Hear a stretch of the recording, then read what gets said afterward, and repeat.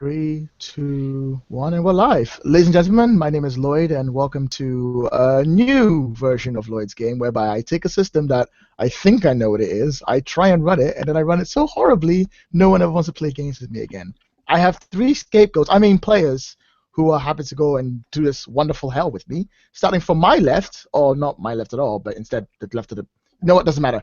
Dan. Hello. I am this time playing Ennio Vespucci, the Blade Master or duelist of a kind. So this should be quite fun. Ian?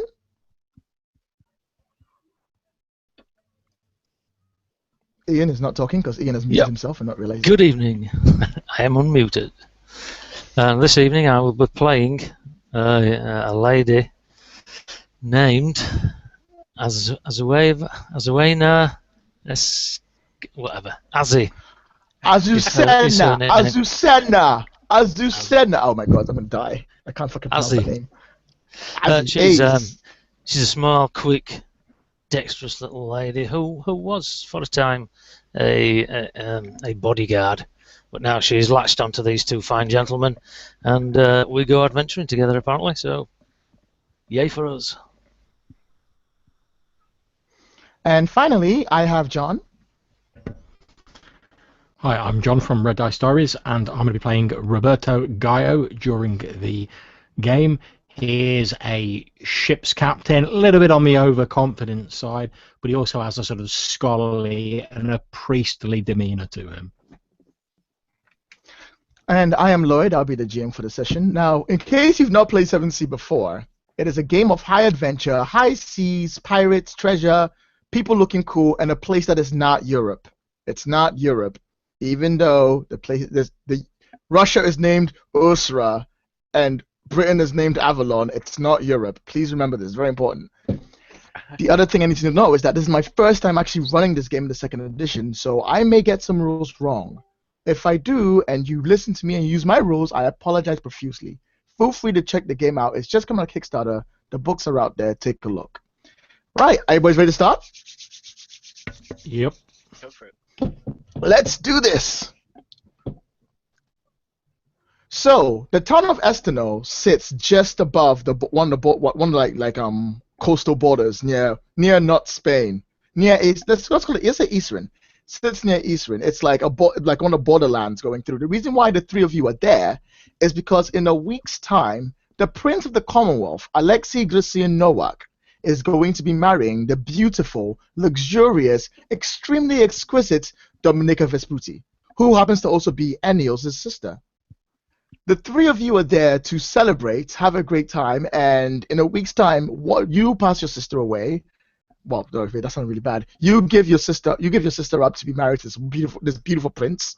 Everything's happy, and you all sail home and never see each other again. Of course, depends on how things go. We start the game with you all in a tavern, which is situated on one of the towers next to the docks, because that way the captain, who is Roberto, being played by John, can see his area down. There is a set of chips in front of all three of you. You are all three gambling against one of the locals who's been known for his gambling skills and fairly decent-looking face. Leah Urda, who is a Castilian as well from just down the road, really. Just down the road, it's fine. She's leaning back and she's like shuffling her money all the way through, and she's been making a mint all night. This young girl is just like destroying people on the cardboard, and she's come up to the three of you. She's halfway shuffling. She's got a smile on her face, and she's like, "So, which one of you boys would like to deal yourselves in?" Well, of course, as a proud member of the Gallo family, I would be more than happy to take you up on that offer. I should tell you, however, I never gamble without first drinking. That's the barbarian's way of gambling. Oh, I would never possibly insult a barbarian and what's called keeping them back from their own drinks. Please, enjoy yourselves. Tell you what, this one's on me, and she flips a doubloon over to like the bartender, who catches it with like a smile on his face, and he pours you this big ass drink, which is slide like across the bar to like a thirsty wench who just passes it back to you. Who's a male, by the way? Cause fuck it, passes it right in front of you. She looks to the rest of you. What about the rest of you boys? Are you still in? I'll watch. All right, suit yourself. Looks like just two of us, right? You were Eno, I believe.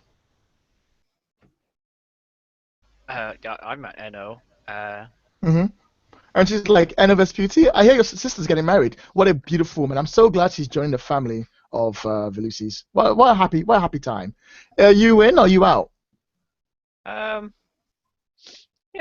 I'll join. Why not? Time to celebrate. All right. Well, these drinks are going to go round all of us, and I'll throw some money to the barman, and I'll be like, a bottle of whatever your strongest brew is, sir. You see him sort of stop, and he looks at you like a raised eyebrow, like, I don't think you can handle our strongest. I'll be like, with the Lord as my witness, I'm sure I can handle whatever fine brews you have on offer. A bottle of your strongest, sir.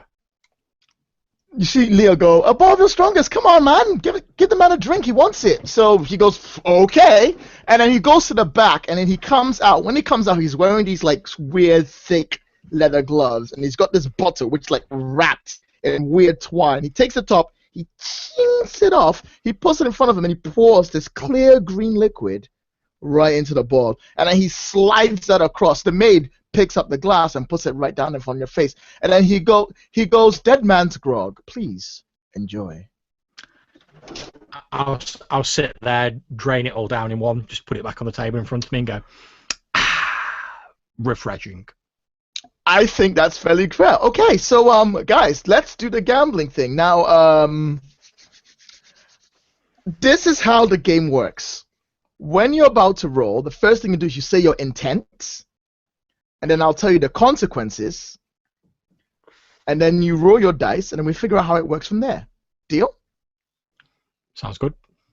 Go for it. So, what is your intent for this? What's called for the game, the card game?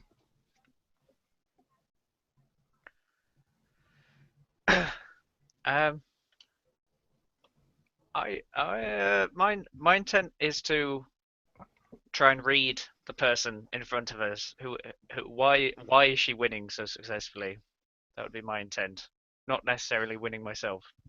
You just want to see why she's winning. I think that's perfectly fair. So you don't care whether you win or not. You want to see what she's doing to get that far ahead. I think that's fair. Your consequence would be if while you're doing that, you are going to lose all your money and you'll be kicked out. That's your consequence. All of it. All of it. All your money will be gone. Jesus. How about you, Roberto? My intent is to actually lose the game, but not lose it so badly that I don't have any money left. But as I'm doing so, to ingratiate myself with the person who has the large amount of money. I think that's perfectly fair. Your consequence, however, is that you just drank dead man's grog. That stuff is fucking you up. You are struggling to stay awake. I should point out, dude, that one of my things is alcohol never affects me no matter how much I drink. Oh, never mind. Sorry, carry on. I didn't realize that. In that case, I'll change your consequence. I will tell you part of the reason I've ordered all the drinks for everyone is because everyone's going to be getting drunk. They'll be getting on really well with each other, whereas I'll be like really clear-headed, so I can ingratiate. Okay. I can ingratiate myself because they'll be a bit more liquored up. I do like that. In that case, I will change your consequence. Your consequence, instead of it being you being too drunk to focus, is that as you're betting your money through, your consequence is that you're not paying attention to what you're betting through, and you're going to bet your ship. Okay, that's cool. And that's your consequence. You're like, oh, okay, yeah, I'll just put anything. Yeah, put my ship in there too. Wait, what? I just get a bit carried away. I'm impulsive, that's the way I roll, man. That's the way you roll. Yeah, I love it. It's great. Remember, guys, whenever you do your hubris, let me know, and I'll give you a hero point once a session. I have poison immunity, so depending on how you actually classify this alcohol, I could be immune to it. If it could kill a man, then... I think you'd be fine for now. It's not going to kill a man, unless you want to drink the dead man's grog, at which point it's poison. Practically poison. How is everyone not drinking? What the hell is this? What game is this? Everyone can't get drunk? Yo, Whitey, what about you? Are you going to join in the roll, or are you going to go back and watch? You can't take a step forward. She's not involved in this Come on, Azzy. Are you sure? Azzy, I think you should be involved. Actually, you know what, Azzy? I'm going to say you are involved. I'm going to say it's a group roll. Come on, don't be a stick in the mud. Come on, we're all in this together. Don't be we're a all stick having in a the good time. mud. Come on. We're going to a wedding. It's supposed to be a good time. Relax. Yeah, for a party, bit. party, party. Come on, get in there. Get in. Hey, get in there. Get in there. Get in there. As he succumbs to peer pressure. Okay, let's do this. Right, Ezzy, what's your intent? My intent is to win, always to win. You're like, fuck it, sit down. I'm going to win. I think that's perfectly fair. Here is your problem, Ezzy. Because you are, Ezzy, as you are a incredibly strong and hardcore bodyguard. This is what you do. You are also a woman. Throughout the game, the other guys have been like, I'll have her in it. You get me? Yeah, give me some of that. Someone's gonna try and come up to you and sort of like flirt with you, and like flirt with you. By flirt with you, I mean he's gonna go, "Hey, baby, if you want to play a real game, come hang out with me." And then things will go horribly wrong for you there. That is yours. So, right, guys. Now that you've said your intents, here's where we roll the dice. Are you boys ready? Tell me you're ready. Mm-hmm. Okay, so first up, let's deal with Dan. Dan, you just want to see past what's happening here. That's what anyone wants to do. So with you, it's your wits. You're trying to think on your feet, figure out what's going on. So you're rolling your wits. And what skill would you say you're using for that? Is there some sort of gambling skill or like an insight or kind of? I'm trying to know the person. So is there some sort of? It's an empathy skill. Is there a perception skill? There's no perception skill. Like I said, there's empathy because it's on my character sheet. Empathy. Oh yeah. Yeah, empathy. Empathy. So you're rolling that many d10s. That's how many d10s you're rolling. In Roll20, type /R that many d10s and roll your dice. Ian, you're just trying to fucking win. You don't give a shit.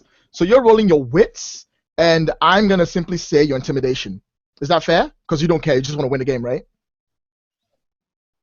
Right, Ian? Ian? I think he's muted again. Sorry, I keep muting myself. Yeah, stop muting yourself, dude. Come on. There's three of us. You're loud. You're pushing that whole mysterious loan a bit too far, man.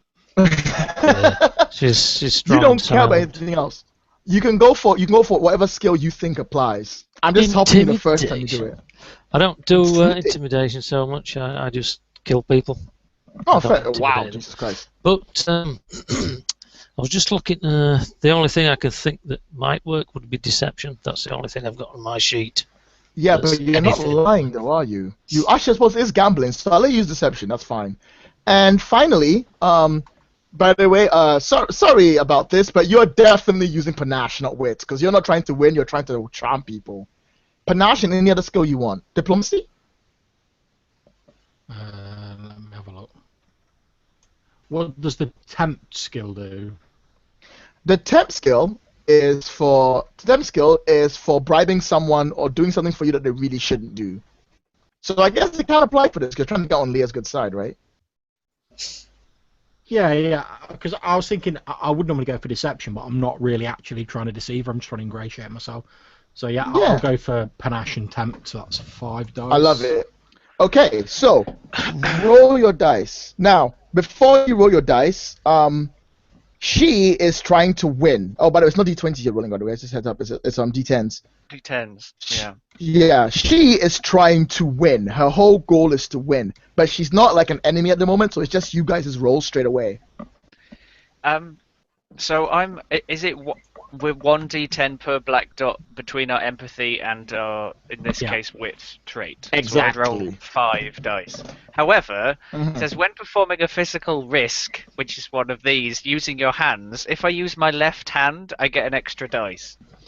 So if I'm gambling with my left hand, I get. I don't think that applies for physical. Nice try, though. There is a rule, though, guys. Everyone gets one. No, that doesn't play for now. I'll tell you when it does apply. So yeah, that's it. Make your rolls, boys. 5 dice. 5 dice. I've done mine with 3 razors. Excellent. Yeah. And I'm going to roll Leah's dice for her gambling. No. She's not gonna roll. She's gonna take the hit. That's way better that way. So yeah, okay, so when you roll your dice, count up how many 10s you have. So you gather your dice together, and how many dice you can form 10 with, that's how many raises you have. So if let's say you go an 8 and a 4, You add those together. Even though it's 12, it counts as one raise, and then you push that aside. They grab some other dice, add them together, then push them aside. You see what I mean? So if you roll a 10... I just added up all the numbers and then divided it by 10, knocked the fraction off. That might not always work, because you might get gaps between the numbers. You have to separate the dice. Yeah, have a look at your numbers. They don't work. Yeah. Otherwise, like, if you have like 4... Like, let's say you get like 7, 8, 9, 8, 7, 6, 5. You can't make if you add two of those together. If you add two of those together, yes, but you get a huge gap at the end. That's irrelevant. That gets removed. It has to be the dice have to add up to 10. Oh right, okay. In which case, mine was just 2 raises, and I do apologise. Exactly. I managed to get 3 because of the way the dice came out. Really? Nice. Yeah. I've got 2 successes or raises or whatever. Yeah. That's perfect. So, when you accomplish what you want to do, the first thing that you get is that you spend 1 raise to do what you want to do. So in which case, Dan, you can see what she's doing. She isn't actually gambling. She's constantly looking to her left and then looking up at you and looking to her left and looking up at you. There is someone standing literally like maybe like 5 feet away from you who has a very shiny buckle. And while he's talking, his buckle flashes with your cards, and she can see that, and you pick that up. Do I pick up that he's in on it and like perfectly positioned, or is it just accidental somehow? If you spend more points on your raises, you will know. But are you sure you want to do that? No, I would like to spend them on the consequence of not losing all my cash. Good point. Right, so we're doing you first because like you're there. Normally it's the highest person first, but you got 2, right? Yeah. So your consequences, being losing all your cash, requires you to spend 2 raises to beat.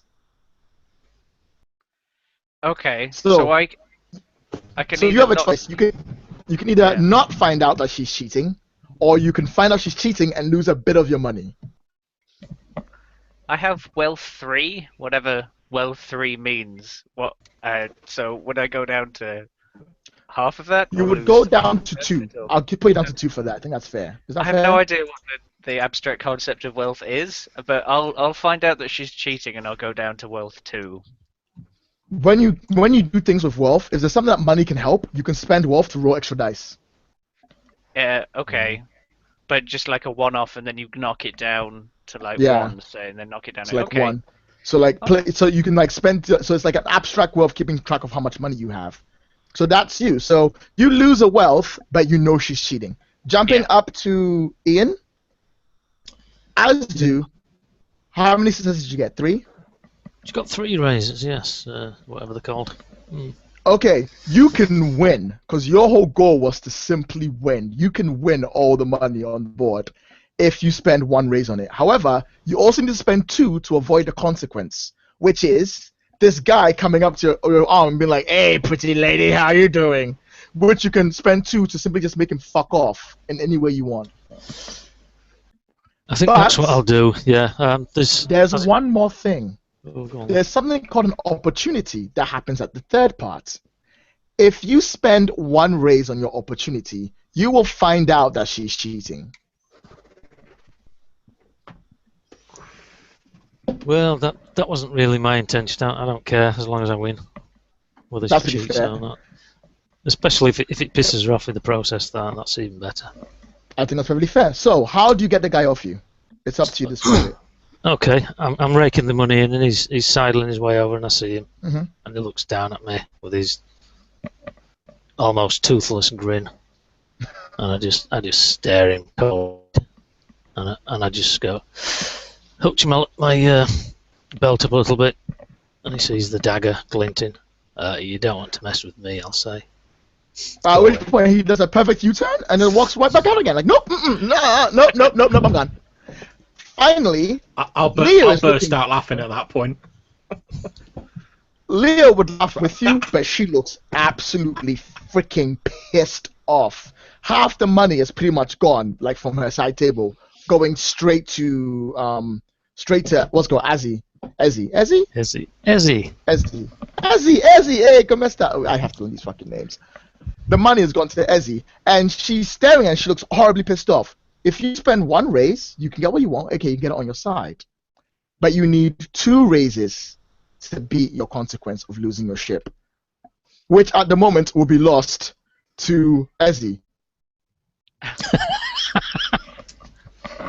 Sorry. Can I suggest a compromise there? Let me hear it. What I'd like to suggest is I'll spend 1 to avoid the consequence to succeed effectively. 1 to avoid the consequence and 1 on the success, with the idea that I do lose my ship to her, but she's going to need a captain to like manage that ship. So effectively, I lose my ship to her, but I'm still the captain of it. She becomes like the owner of it. I think that's perfectly fair. I'm up with that. I'm trying to ingratiate myself to her anyway, so I'm like, so I'll be sat there and I'll be like, oh, it looks like God has smiled on you. I've nothing left to bet but my ship. But when I'm playing against such an honourable and beautiful person such as yourself, how could any man not go all in? And I'll slide like the sort of deed to the ship, effectively like a scroll or something similar across the table. I love that. That's fucking beautiful. Okay, Leah is both angry at the loss that she's just made for losing, and she's really annoyed about how much she's losing from there, and she's happy that you're here because you sound like you're flirting with her. But I mean, okay, well, how am I gonna interpret this? This is sorry, guys, my first time rolling this, so I'm trying to work out what she would do. She looks down at the pot and she looks up at you and she goes, "You know what? I think I'm done for today." And then she takes like a much smaller made winnings and then she slides it towards herself. Ezzy gained 2 wealth.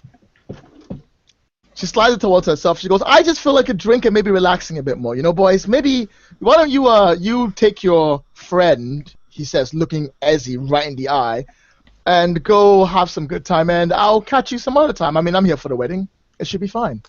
Well, we were thinking of heading back to the ship for the evening and having a few drinks if you'd care to join us.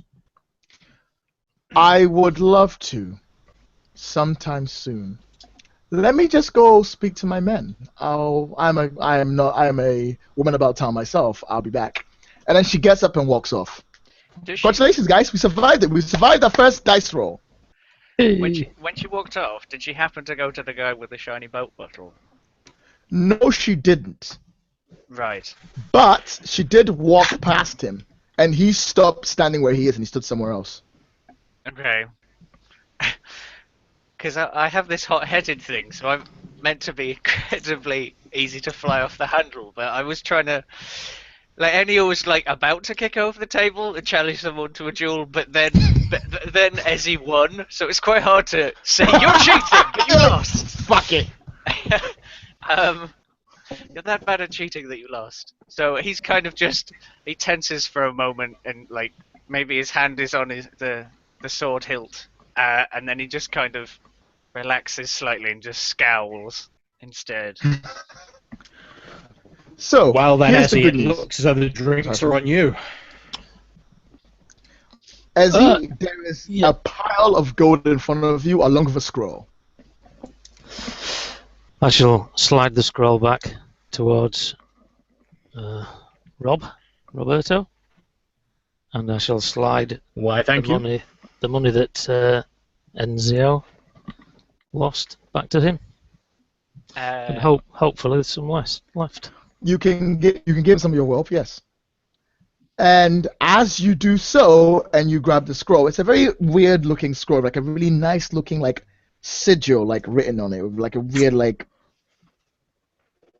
strange multiple symbols on it. And as you hold it in your hands, the door flies open. Literally, like, goes BAM! This fairly large guy just slams the door open, and then he comes stepping in. As he's stepping in, he's got, like, some guy dragging. He's dragging a man, like, literally behind him, all the way into the room, and he's looking around. And he's taking a deep breath, like... And he looks down at the guy, and he looks towards him, and the guy, like, looks around, and goes... And he, like, sort of throws the man, like, across the room, and he, like, slams into the bar, and he slithers down. And then he looks around and whispers something to his men, and then the men fan out.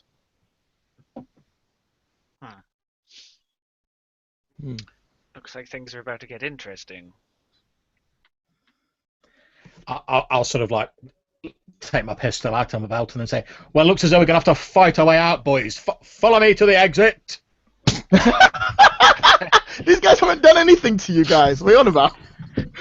Let's Perfect just like... end to a perfect evening. Let's go, boys. What did you guys do? There's a hubris being played or something. I am massively overconfident. I think that's perfectly fair. I So stand up shaking my head slightly and goes, I forgot you were like this. This is why we don't speak much anymore. I can only cope so... After you. No, go for it. I just want to know, what are you guys doing right now after the men fan out and start looking around? Well, they're not looking for us, obviously. Well, my plan's with my pistol in one hand to like walk past the bar, grab another bottle of this delightful sort of like diet wine he's got on offer, and then sort of sashay my way out of the bar. Yeah. No one stops you. They have no reason to. The men are just looking around. However, as you go past it, you hear him go, "What the hell was her name again? Leah, right? Yeah, find her." As you walk past it out. I'll stop. Leah was the woman we were playing cards with, is that correct? Yes. Yep. What? I sort of stand proudly in the middle of the room and go, "What business do you have with her?" Okay, so as you say that, one of the men are like, "So after you." I gather all the money up.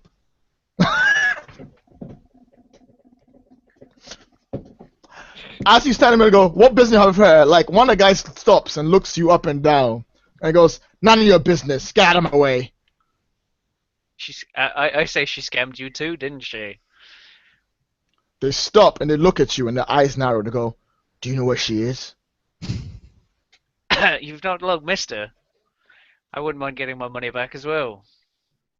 What did you lose?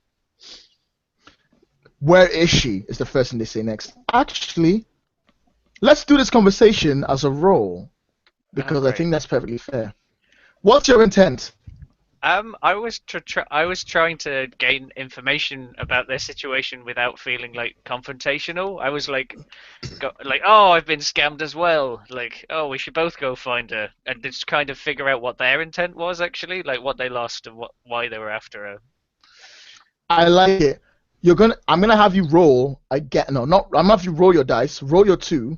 Your consequence is, the more questions you ask, the more suspicious you're going to look. Okay. Until eventually they think that you're working with her. But it's going to be a consequence 3 for that. So roll. Is this panache? Because I'm talking to people. Yeah. Panache and diplomacy? Sure. My panache is really good. My diplomacy is terrible. So. Excellent. So now it's done. That is 6. There's about 12 men in the room. Only 3 of them are addressing you. Okay. So you need 3 raises. So you need 3 raises to have them not be affected by you, because there's 3 of them surrounding you. But not 3 raises. You need 1 raise to do that, but you still need 2 raises to make sure they don't get to you. So you need 3 raises at least. I have 6 dice. This is going to be difficult. I believe in you. Just roll high. Okay, so I should have cleared the last dice, but if you ignore the first 5, so it starts on that 10, and then from there. So the 10 is 1 raise in itself. There's at least 3 raises there. There's the 6 and the 4 for a second, and then there's either the 9 and the 3 or the 8 and the 3 make another. So how many? 4 raises? 3. There's 3, because don't you pair them up? You pair the dice, Excellent. right? Yeah. Yeah, that's how you do it. 3 raises. You're fine. So, now here's the problem, you see. With every raise, you can ask 1 question, and they'll answer you honestly. Okay. But you still need 2 raises to not make them suspicious to you. So I'll spend those 2, so they're not suspicious, and then I'll ask 1 question. Don't spend it yet, so you hear what the answer to the question is. Oh, okay. So, continue. So, like my more important questions are like why are they after her? / what did they lose? So phrase your question specifically, because you know they're after her. So what do you say? Yeah. So I say, what did you lose? She was God. We lost a map. It was ours, and we need it back. Okay. If I ask anything more about the map, they'll get on to me at this point. So Are you sure you don't want to ask more about the map? Well, I know she has it, so we just have to find her. We have no idea what the map is. I tell you what, I look to my captain. See if he wants to egg me on for more details about this curious map. You'll see how I'm sort of looking around and like mentally like counting the number of menus in the room and sort of going.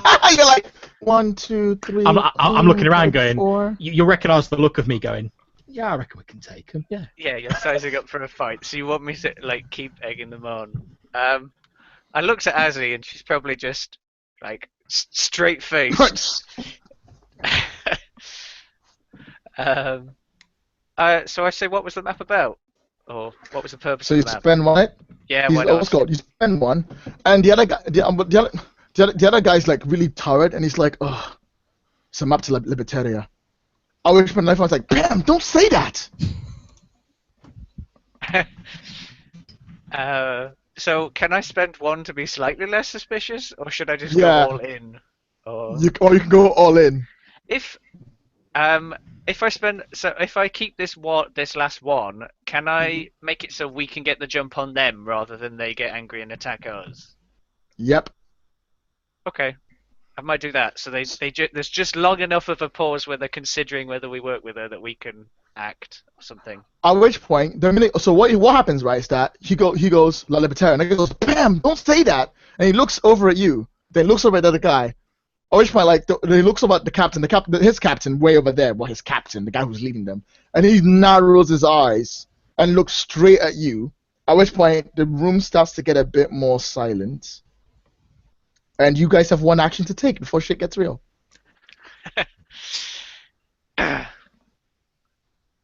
I'm going to just the bottle I'm holding. I'm just going to like smash it in the face of the one nearest to me. So, bam! Fuck it. It all just goes quiet, and then you just go whack. And That's it. I was thinking, everything goes quiet and everyone's like staring at each other, and you just hear. Okay, so at this point, the music kicks in. Like, hopefully, like the lights go flaring up, and then the bar brawl starts. So, we're going to do our first action scene, guys. Are you ready? Mm-hmm. This is going to be complicated. I am so sorry. Did you read the Flare rules, by the way? They're like Yes, I did kind read the of like Flare the rules. D&D inspiration ones, and Yeah, every time, but that was only for action scenes. No, that's not for action scenes. Is it for action scenes? it kind of like only encourages for you to action take scenes. different actions because you get a dice for every time. But you do something I'll different. explain that to you guys when you guys get to the Sure. point. I'm just making sure I have got the rules right for consequences. Okay, so I want to make sure I've got this perfectly right. Just bear with me. Action scenes. Okay, here we go. First things first, guys. Let's lay this whole thing out. There is a bar, like literally over there.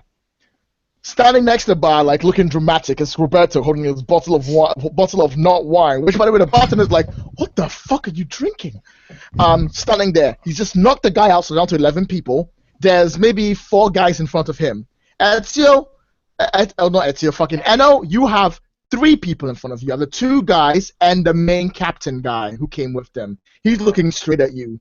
Ezzy, you've got 1, 2, 3, 4, 5. 6, 7, 8, 9, 10. You got 5 people standing in front of you, but they don't know you're part of the crew.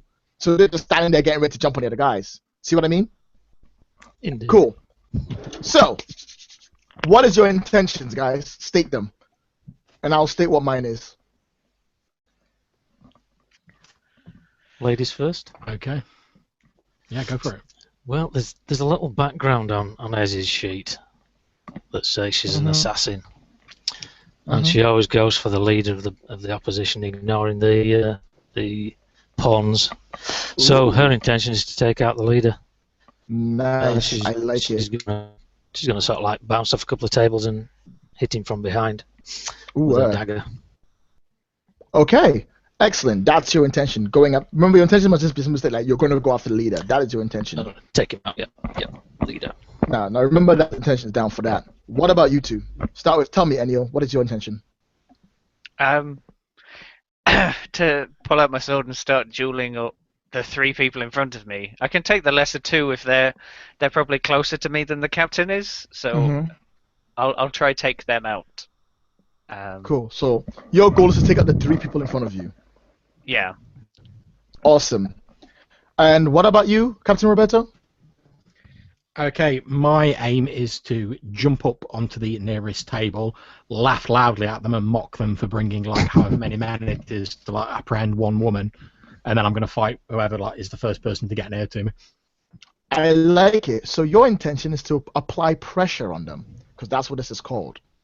When you, instead of going for an attack, you go for a fuck you. You apply pressure on people, and you force them to act in a specific way. Otherwise, they have to spend more raises. Is that fair? Okay. Yep, that's fair. Because I think that sounds way cooler for what you're about to do. Okay, everyone's putting intentions down. What's called the brute's intentions are always the same, which is beat up you guys. So that never changes. That's what they're going to do. The captain's intention, the main guy leading them, is to capture you. That's his intention. Okay. Because he reckons you have something to do with this. He's trying to capture you. So everyone, roll your dice that you think applies. Just tell me ways to roll it. Panache deception for me. Nice. And I will roll his dice. So when I sword fight, I don't actually have to use the finesse. I use panache because I fight with my arrogance. So I'm rolling panache and then weapon sword, and one of them is marked a reroll, so presumably I get 1 reroll.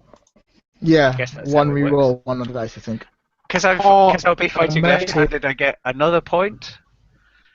And I don't know. Oh, and also, guys, don't forget, because it's if you're using that skill for the first time, you get another die. Remember that.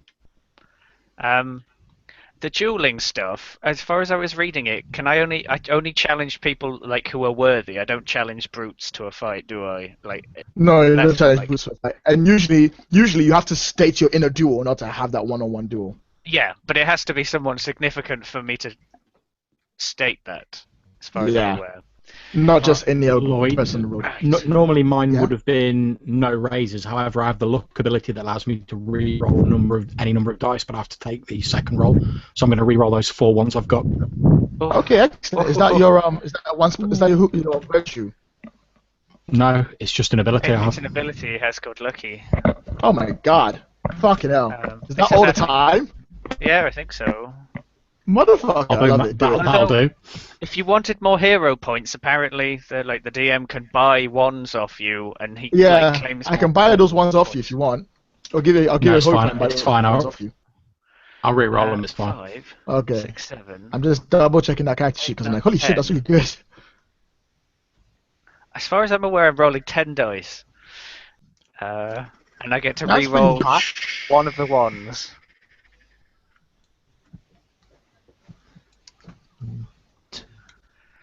Oh, 10 plus 1, 2 success, 3 success. Yeah, it looks like you can do that all the time, the advantage. That's amazing.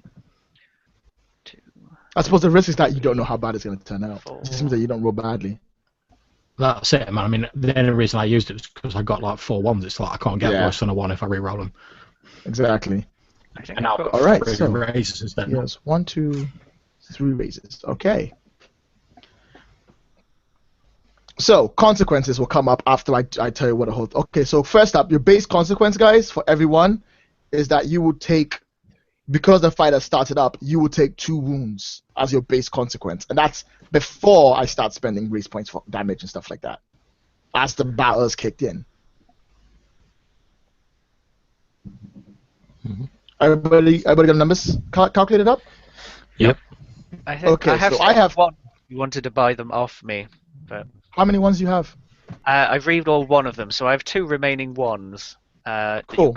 You get 1 hero point for me buying that off you, and I get 2 despair points. or danger points, which I shall use at a later time. Don't worry about it for now.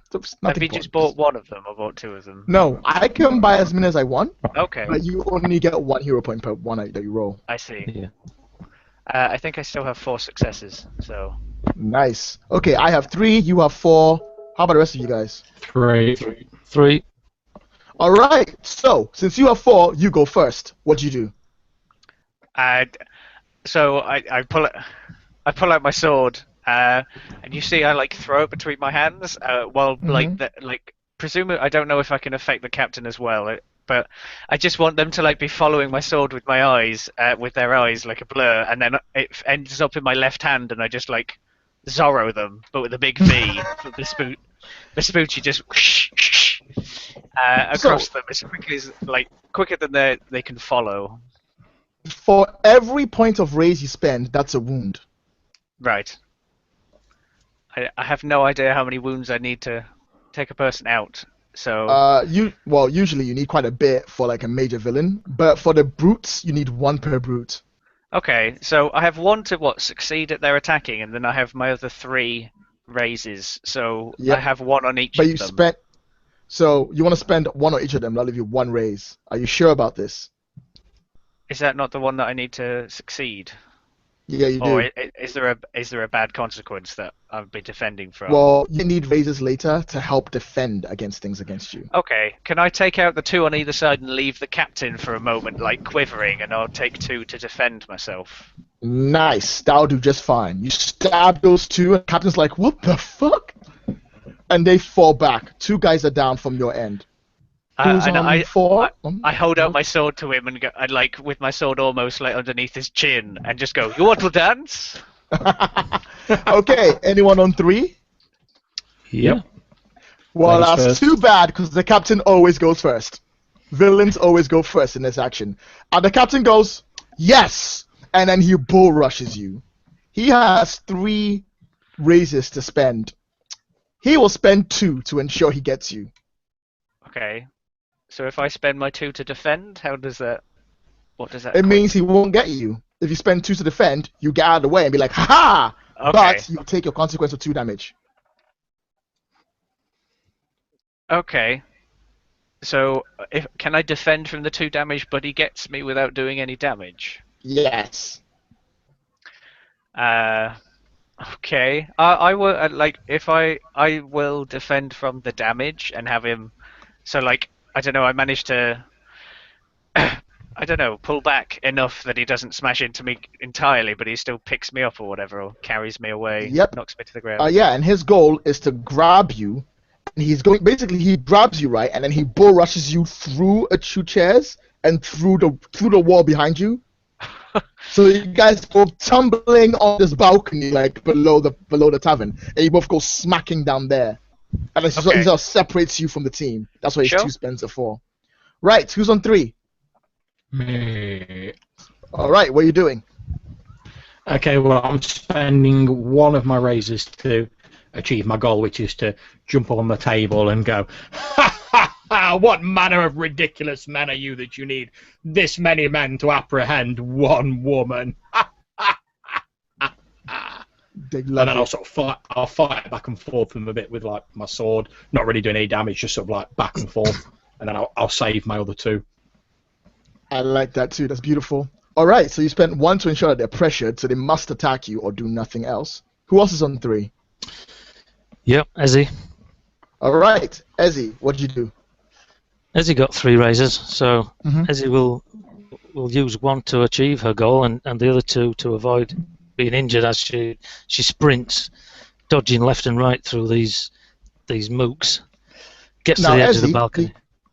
Ezzy, for you to get to the edge of the balcony, you need to spend 1 extra raise because the situation has changed. So your approach has to adapt to it. He's no longer standing with a bunch of people, he's now on his own. So you have to spend an extra raise to do that. So one of them does catch me on the way past then, cuts a tear in my sleeve and a little Nice. sliver of blood begins to seep. However, I get to the edge, to the balcony, do a forward somersault over the top and land on the captain's back, putting my knife to his throat and saying, "Call off your dogs." I think that's fair, but he also still has 1 left to spend, and you spent 2 to get to him. He will spend 1 to ensure you can't put the knife to his throat. So you jump on that, you get on his back, but as you get on his back, he like starts doing this, so you can't get a grip, but you're on his back. You've settled in right there. Is that fair? Okay. All right. Who's on 2? Anyone got 2? I've got 2 left. You got 2 left. You can do anything else you want with those 2. I mean, you've pressured the guys. You can just like with 2, you can kick 1 and you can smack 1 in the face. In which case, what I'm going to do is, as per my background, I'm going to say, you should all know the renowned House of Gaio. Do you really think if you kill one of its scions here in this lowly drinking hall that you won't be hunted through the street and whipped through this town like the dogs you are? Damn. So what do you want to do with that? I'm basically trying to pressure them to sort of get them to think like, oh, the captain's not here anymore. We've got some sort of like nobleman who's obviously like from a high up house. We might want to sort of back off and rethink our strategy a little bit, since the woman's obviously not here. I like it. Spending 2 of your raises will ensure that they will not attack you this turn, because that pressure is too much. They need 1 raise extra to get to you, and they're moved. They just can't do it. They're just fucked. They're gonna spend this turn going, oh. I'll spend those 2. Do I get any bonus because I've appealed to my family name to try and solve this problem? Ooh, as per my background. It's my aristocrat background. Oh yeah, I would say that gives another what's called a hero point. Congratulations, it's your 2nd hero point. Yeah. That makes 2 for you. You're doing good. You've got just 2 more to worry about. Okay, so that is everyone gone, right? Yeah, I was just thinking it when I was reading in the rules. It said you like spend them 1 at a time, don't you? Yeah, you do. But you have to, if you're doing an action and you need more than 1, you spend it in that one go. Got you. So, for example, if your approach is like you now have to run over a wall instead of just stabbing someone, you've got to spend 2 to do it. So you spend them there and then. Right. It's just like you go 1 at a time for each one, right, Yeah. Ian? Yeah. So I spent all mine in 1 go. I think. Yeah. Next time we'll do them in stages then. Yeah. Coolies. Cool. Everyone cool? Okay, take your consequence damages. Except you, John. Roberto, I'm going to say doesn't take any consequence damages because the 2 you spent to keep those guys away from you and will count as you as resisting that, because I think that makes far more sense than you take any damages. All the rest of you take your consequence damages for now. Good. And that was round 1. So on round 1, round 2, there's now, Jesus Christ, there's now 7 guys facing you, Roberto, on there, who are now reconsidering the life choices. 7. Psh, you got this. 7 you can handle. It's fine. There's the rest of you guys at the bottom with the captain, who's now 1v1ing 2 of you because he loves it. So everyone gets a new role. The captain is going to try something different. What's your intention? Do we have to declare our intentions? Yep.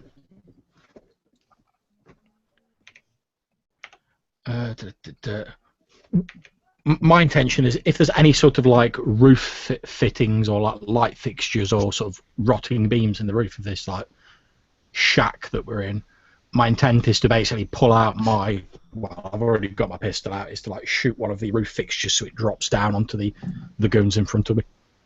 I love it. That is your intent. Crush them with chandeliers. Remember, are you doing something different from last turn? Is it a different skill? Yeah. Then you get an extra die. Go. What about you 2? To be interesting, like I was thinking, would I just stab the guy again? But to be interesting, what I'm gonna try and do is while he's scrabbling with Ezzy on his back, I'm gonna I'm gonna go. Nice to drop in, Ezzy, and make some terrible pun like that. And like, oh God, you're gonna drop by. Exactly, like James Bond style, terrible pun. And then what I'm gonna do is while he's distracted, I'm gonna try and steal from him. I'm just gonna try and if I can thieve anything away from him while he's struggling. Okay. Because I'm meant to be a Okay, bit of a thief. that is really good because I think that's fantastic and I love the idea of it. So you can go for a steal, and I'll give you an opportunity. After you steal from him, you can spend an extra die to stab him. That's a free Okay. opportunity for you because you go whoop, ding, and stab him a little bit, or like, oh no, not stab him, boot him, like him Boot him physically hit him off with your me. fists. Yeah. Yeah. Um, And for you, Ian. Ezzy wants him to surrender. That's his goal. Sorry, her goal is to make him surrender. Okay. I'm not. So your intent is to make him surrender. I like it. So consequences. It's pretty obvious for you, Red. If you shoot the chandelier and it comes snucking down, the glass is gonna get over you. 2 wounds. If you, by the way, this is not including the brutes. The brutes will do their own damage afterwards. Ian, Legit. Enzi wants to make him surrender. If you fail to make him surrender, he will put pressure on you. At which point, all you want to do is run away because you're terrified of him. That's what yours would be for your consequence. And Dan, yours is that he will punch you in the face 2 wounds. Okay. That's your consequence. His action is to beat the living shit out of both of you, but not kill you. So, dice rolling time, boys. Let's see it. I'm not. Oh, sorry, go ahead, Dan. I'm not sure what. I'm using the skill thief, the theft skill. Yeah. But I don't know what like stat or what. Finesse. Well, it's panache. No, it's panache. You were like, so nice of you to drop in. Yoink. Okay. And then what is my skill? Am I using? Is it hide to keep it hidden? Is it athletics because it's a physical skill? Is it deception? I don't know. Deception. Definitely deception because you're stealing. Okay. Basically, if you can blag it, I'll give it to you. It's that simple. Fair enough. I can do that. Just to let you know, Lloyd, as well as my luck roll, after that I get to re-roll one of my dice because I'm using my firearms. Ooh, cool. I like it. Remember, guys, I'm new to the rules too, so you have to inform me about all the stuff that you're doing. I have to figure this shit out. Yeah. I'm using my left hand for an extra dice. It specifically says stealing and sword fighting with your left hand gives you an extra thing, as well as poisoning. Oh my god, I love it. Oh, I get an extra dice. I forgot as well. Panache, deception, and then that. That fucking one. 5, 6. I'll do. So I'll get an extra re-roll. Re-roll at 4. Why do pistols give an extra reroll? Stupid pistols. So I've got 10. Jesus. 1, 2, 3. I have 1/1 if you want to buy it. I will buy it because I can get a hero point. I don't know. I don't know if I'm even getting a good deal. If a hero point for 2 peril points or whatever it is, you seem very keen to buy them, and it worries me slightly. Don't worry about it. Don't worry about it. It's cool. Don't worry about it. It's cool. Don't worry about it. But I thought I'd use the rule because it's there. Yeah. Plus, we're learning. This is a learning experience for all of us. And the one viewer we have, who I am so sorry for. I got 3 successes towards my All thievage. right. I'm not sure. I'm on 4. Oh. So you got. So since I am 4, I go first. How much did you get, Ezzy? 3. 3. Okay. His action is he's going to attack both of you at once by spending 2 raises. You both need to spend 2 raises not to take wounds from him. Right. Okay. But if I thief from him and he's going to do 2 damage to me anyway. Nope, this is completely separate. You're taking 2 damage anyway. Right. Which you need to spend for. He is now spending 2 raises to do damage to you, and you need a raise for your thief. So it's up to you what you think is important and what isn't.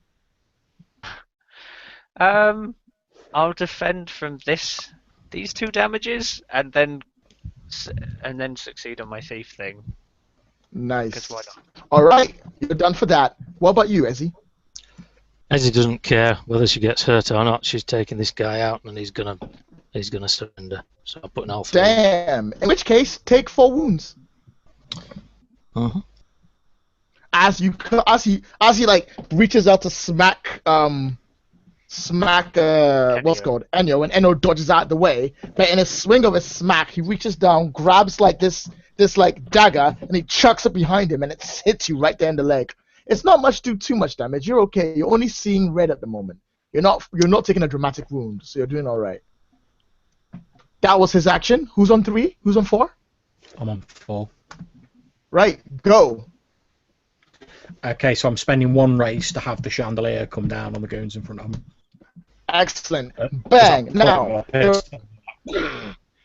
there are 7. There's 7 in there. For every extra raise you spend, you take 2 out, because using the chandelier will look cooler. Okay, so I presume with the basic success of the chandelier, I'd normally get 1, and then it's like for every race I spend, I get an extra 2. Okay, yeah, well, because I'll it's very large, and I'll take 2. So I'll spend 1 race to get 1 of them, and I'll put my other 3 raises in to get the rest of them. Oh damn! Like Yeah, I'll take them all floor out. collapses or something. So I'll just sort of like look across, and I'll see like the sort of fraying rope holding the chandelier up.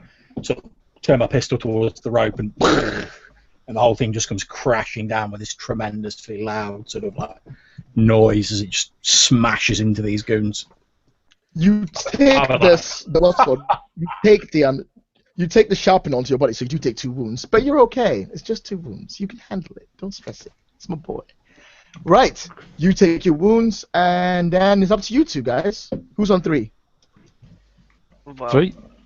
He's on 3 because he didn't spend any to defend. Right. What'd you do? As you mean? She finally gets a good hold with her left hand against the back of this guy's shirt, even though he's managed to stab her somehow. And with a yelp of pain, she holds the dagger up to his throat and says, "I'll say it again. Call off your dogs. This is your last chance." How many are you willing to spend? Keep in mind he has 2 raises left. Yeah, I'm spending all 3. Wow, okay. Fuck it. Well, I guess he's not fucking doing anything then, is he?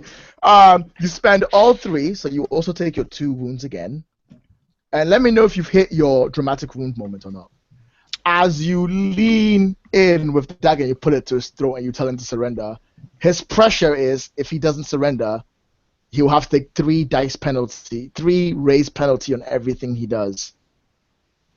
Yeah, he's probably gonna surrender. He'll take the hit. He'll take the full hit.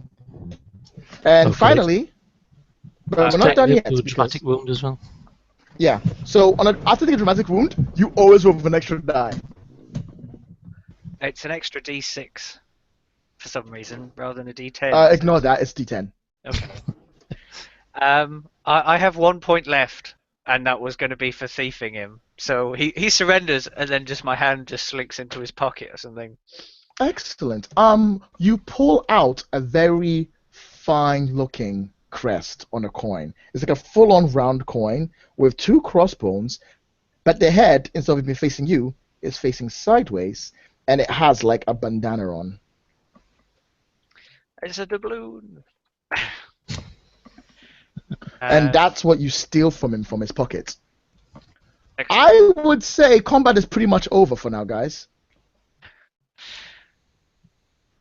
Is that fair? Because the guys are dead, you have a knife to his throat. Yeah. I would say combat's over. I boot him and then stand up. Okay, because he still cool. was kind of on top of me. So yeah, I just give him a sword kick and then shimmy out.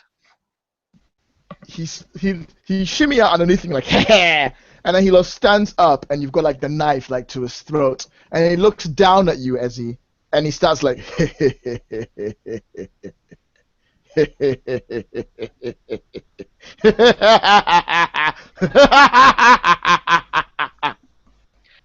I start flicking the coin like just up and down in front of me, going like, "What's so funny?" You don't know what you've done, do you? You don't know who you've crossed. Anything like I stop, like catch the coin in midair, just like hold it. I presume it has something to do with these guys. Do you have any law skill? Probably not. I mean, there is a law skill I could. There's a roll. no skill. Do you Knowledge, know yeah. pirates? Where would it tell me if I know pirates? On your skills, you'd have like no C or no law. I think it'd probably be no C. Probably no C. No, it's all Nope. just fighting, really. Just fighting. Hold on What the fuck is a all this second shit? though. Sorry, I've got something that allows me to like give one of my allies like a bonus. Oh I yeah. have- Um. I have athletics, deception, diplomacy, empathy, hide, intimidate, tempt. Yeah. and None of that's gonna help on you. Okay. He just. No, I was going to say at this point, can I spend a hero point with my Castellan education to basically give Vespucci a rank in no C because he's been knocking around me for so long and he's heard so many of my fucking ridiculous tales about like maritime law that he's just picked up a little bit. I like it. I'm That's steal that cool. from you and take that roll. Okay. You flip it and you stop and you look at it and then you sort of like take a look around and you flip it a few times and then you realize of all the pirate captains that have been running around like Thea, destroying places, taking money, wrecking people's shit, no one has as much panache or skill or resolve or any basic stats as Juan Avery Vassia. And that's spelled Juan Juan. Juan. He is known as the what's called Pirate Vassia, who has gone around destroying fleets from all the lands and all the kingdoms. Nothing stops him. Nothing at all. He has maybe Jesus. He has maybe a proper fleet of ships that when he hits the board and he goes through, he destroys everything around you. And and since you spend a hero point, you know that his main base of operations, one of the places where he holds all of his treasure, all of his gold, all of it in one location where pretty much none of his crew get to know except his most trusted men is Liberteria. Which is where the map was to. Yes. He literally just said that you are threatening the world's greatest pirate captain from getting the world's greatest treasure of all time. So who are you? I shall say. He looks down at you and he goes, I am of no consequence, but I will tell you my name. I am Calvin Vita, and I will be your death. At Unless you this slit my point, throat.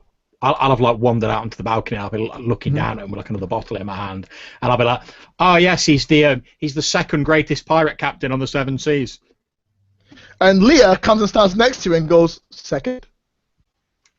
As she leans down because she has no idea what's going on, and she's like, I'll take a swing of it and say, "Well, surely the captain who has defeated him is greater than him. That just stands to reason, lady."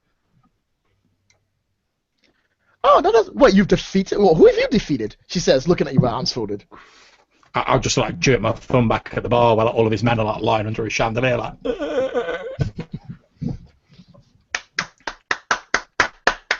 Right, boys. I'm gonna spend a danger point, so I think it's time I got to use this move. So I'm gonna do it right now, cause I want to see how this shit works. So give me 1 second, make sure I got this right. Yes, I can spend a point from a danger pool to activate a villain's special ability, and I'm about to do that. As you're all standing there, looking fabulous and feeling great about yourself, you hear a tee.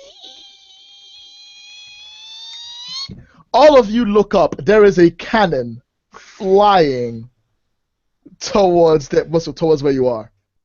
Literally flying straight towards you. A cannonball. A cannonball. Yeah, sorry, cannonball. My bad. Right. Oh, I was going to have very different reactions. Shit, is that a flying cannon? Right. And then following it are 2 more cannonballs, and then 2 more, and then 2 more, and then 4 more. Split. So what'd you do? Run. Yeah, die for cover. So. I think I'm not gonna do damage to you guys. Actually, no, I should do damage to you guys. Die for cover. If that's your intent. Okay. Consequences is 4 wounds. Jesus. Are we on the ocean side, the jetty side? Yes, whatever that. Right. That's by the water, right? Like Okay, dockside, so yeah. it's the sea for me then. Yes, that's Are you what I meant to diving see. into the sea? Okay. Yeah, like fuck this. Wah! Are the Just so you cannonballs guys- coming from the sea, presumably?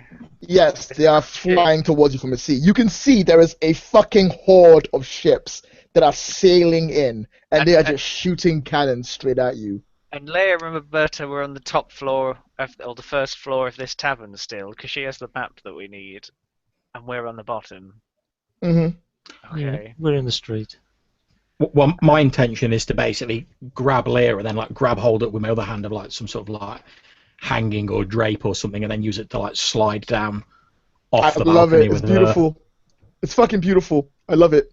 Just so you guys know, this is to avoid being hit by like cannon fire. The consequences you have to spend raises for after that. So go. Oh. Let me see some rolls. So I remember we're looking at, it's the same scene, so you want to try and do something different for the extra die. It's like Yeah. what, finesse and athletics or something? I'll give you that. That's what I'm on. Why Yep. not? Likewise. 1, 2, 3. Oh, one more thing, guys. If you spend a hero point, you get 1 bonus die. If you give someone else your hero points, they get 3 bonus die. Oh, that's quite cool.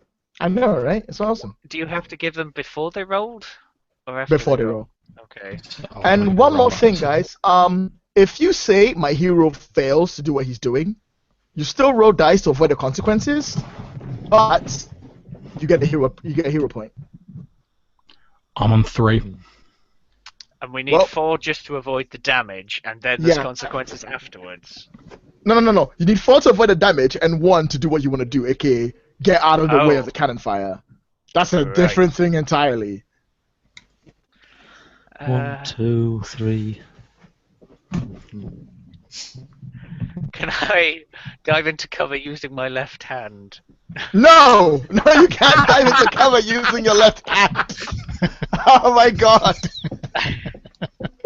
Oh Jesus Christ. I just love that rule.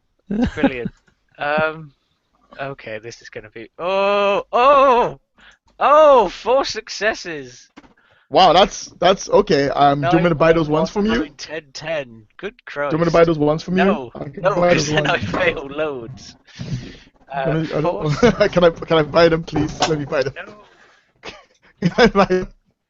No, you can't have mine either. Oh. You nasty gem. Good lord. Okay. You guys just let me buy your points, you fuckers. Actually, no, hold up. I don't need to choose. I can just buy them. There's nothing you can do about it. Are you kidding I me? can just. If the GM decides to buy them, he I've gives got them a- no one, so it don't bother me. Yeah, I don't need. I can just buy them. I can fuck you. I'm not gonna be that mean. I'll be nice to you. You can keep those. Oh, No, fuck you. I'm buying one. I'm buying one from you, Eno. And I'm buying your one, AZ. I get a hero point. Yeah. So at what point can I choose to use hero points? Because now I've already rolled, and now you've stolen them. Can I then Too boost late. it with hero Can't points? use it now. You have to wait till after. Right. So you can sabotage our roll. So I Yes, succeed if you 3 roll a times. one. That's better. So, how are you spending your points? For every point you spend in your consequence, that's 1 less wound. But you also need to spend a point on your raise to get out of the way of the cannon fire. So I get out of the way, and then I counter 2 of the cannon damage, and I take 2 Yeah. cannon damage. Nice. So one of them sideswipes me or splinters a building next to me, and some wood gets lodged, or something. Yeah, that's perfect for you. And what about you, Ezzy? Ezzy will. Did you say you could spend hero points to save a wound, basically? Is that what No, you you, just you said? have to spend. You get most got you not so you have to spend a raise to avoid a wound. Every raise avoids a wound. What The can hero we And you point spend? is spend used to one. roll a die. Mhm. You get an extra dice if you spend a hero point. It's not an Yeah. automatic success. I got you. Okay, I'm going to spend 2. I'm going to spend my 2 hero points then for an extra 2 dice. No, you can't do it now. Have you rolled already? It has to be before. Oh, After fair before enough. you roll. Yeah, you can't do it after. Right. Okay. Okay. In that case, then I I got 3 successes, so I will succeed in my task. So I will leap off the side of the harbour side. However, I do get caught with masonry and flames as it blasts me. Yeah. And nice. Splash. But fortunately, the water puts out the fire that was just burning on the back of my shirt. All right. And Leah and Roberto, Leah's like, oh my, as you take on your arms. She's like, Captain, please, I barely know you. Okay, well, I'm going to spend 1 raise to successfully do the whole sliding down the curtain from the balcony. Then I want to ask, how many raises is it going to take for me to have obviously shielded her from... I'm not bothered about myself taking damage. How many raises is it going to take for me to obviously shield her from the damage? Oh, obviously shield her, it'll take 1. Okay, not a problem. So I'm imagining sort of I'll slide down the drape sort of holding, and as I sort of put her on the ground, I'll say, perhaps we should retire to the ship. And as the word ship leaves my mouth, I get clipped by one of these cannonballs and like thrown back into the building. All right, so take that damage. You've got it. Oh, you guys are doing great. I'm loving how you all... Remember, guys, the minute you hit your dramatic wound, you get 1 extra die to roll. Let me know when you hit your second one. How much damage have I taken, Lloyd? It's 4. You can lower it per raise. Yeah, I've got 1 raise left, so I'll take the 3. Nice. What happens to the brutish captain? Is he turned into a fine red mist, or? Yeah, fine red mist. He's fucked up. He's just wasted as hell. No touching him whatsoever. Like, Ewan does not fuck around when it comes to destroying people. 1 second, I'm just writing something down. I'll make sure I got my notes in check. I popped back up from the ruins of a building or something that I was hiding behind, some barrels or something. Has the cannon fire stopped? Was it? Just No, it's still firing, but you guys are out of it. You guys are no longer like in danger because you all made your roll. So like the firing is still happening. Like the whole fucking city is just getting bombarded by this army. Ewan has come to town and he is not happy. He's not happy. Think of the damage to my shirt that being thrown into that building by a cannonball's done to me. This shit's not cheap, you know. Leah comes up to him and goes, "Oh, I'm so sorry." She helps you up with a smile on her face. I'm like, thank you, lady. As I was saying before we were rudely interrupted, perhaps we should retire to my ship and discuss this map that you come into possession of. She looks at you like this. Okay. Yes, we should. You're absolutely right. Carry on. That was easy. A little too easy, perhaps. I go fish Ezzy out of the dock at the cannon fire. Yeah, so she climbs up hand over hand, accepts your help, and she's just totally bedraggled, blood streaming down from a leg wound and an arm wound, burns on her back. Come on then, shipmate. Shake a leg, let's head back to the ship. Alright, boys, you fucking bolt it for the ship. That is not going to be any difficult roll because there's cannon fire firing around you and you made your first roll. So I'm not going to make it any more difficult. You'll get like cannon fire, like screaming and running, you're like bursting to the ship, you're like leaping over things, it looks fucking cool. You get to your ship, you're beautiful. What does your ship look like? I imagine it's quite flamboyantly decorated. It's probably got some nice, expensive, brightly coloured sails. You know, because if I'm sailing about, I want people to know it's me coming. That is true. You want people to be absolutely certain it's you. Yeah, it's all over it. You've got a beautiful thing. Your crew is standing over there, like you're like your first mate sort of leaning over, going, "What's going on? What are we doing?" Make the ship ready to sail. All right. And like goes, "Ready to sail!" The canvases are coming down, the sails are going up, there's cannon fire flying everywhere. What is your plan, boys?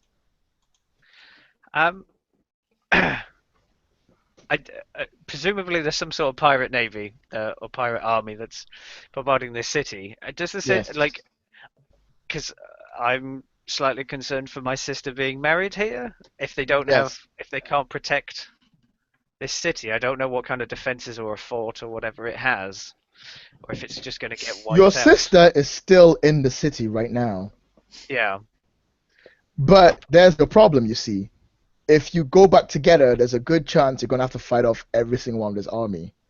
Yeah. If you don't go and get it, there's a good chance you can get someone to help you fight off every single one of this army. Okay. Yeah, I just wanted to share some concern for my sister in a town that's about to be attacked, even if I couldn't practically help her. I think that's fair. Good. Yeah, we need to go find an answer or something that we can threaten this captain with. I don't imagine we need like to get underway. We can't take all of those ships on, but I'm sure we can get away. I've not met the vessel that can outpace the Lady of the Sea once she gets going. Absolutely Find about that, Mr. Overconfidence.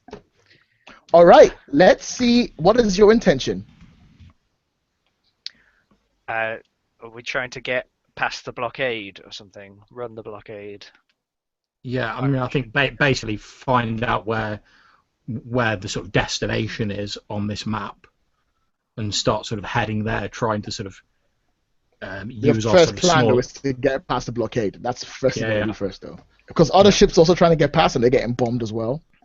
Yeah, trying to take advantage of our smaller size and sort of better maneuverability, sort of like using the terrain as best we can, whatever the terrain is. All right, your villain that you are facing is Yuan Avery Vassia. He will be rolling against you because it's his whole battalion of ships that he's coming up against you. So, prepare yourself. His intention is to destroy every ship that's trying to leave until he gets what he wants. Fun. So, how are you going to get past? Well, I intend to be shouting to all of the various people on board the ship to do their job to the utmost. Then I'm going to stand dramatically at the wheel of the ship, my coat billowing out behind me, sort of with hopefully with Leah holding the map out next to me. Shout out the heading and then spin the wheel. I love it. Try and get away. Can Enzio make a suggestion? Can I make a suggestion, Captain? You use that ship over there as a shield. It's going slightly slower. That you should be able to catch it easily. Good suggestion, AC. Hold on, everybody! Okay, so first things first, you need to pick what traits and skill you're using for this, and I will tell you what he's going to do. His goal is to destroy every ship coming past. He doesn't care what it is. He doesn't want any ship leaving here. If he doesn't have the map, no one has the map. That's his plan. He is going to roll his dice. So Can what? you roll skills that you don't have any training in? You just don't have any beneficial dice, or I don't. Yeah, you We just don't don't have have anything beneficial to dice. do There's no with penalty. seafaring or shooting a cannon or anything at all.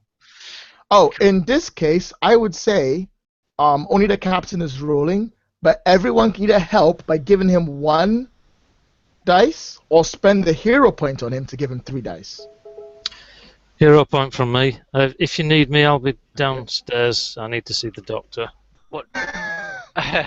What difficulty? You must actually describe helping, guys. You can't just say I give him the dice and go downstairs. Well, I've already suggested using other ships as cover. That's a good point. So what difficulty? Do I get to know the difficulty of what he's attempting, or do I? Well, no. There's no set difficulty.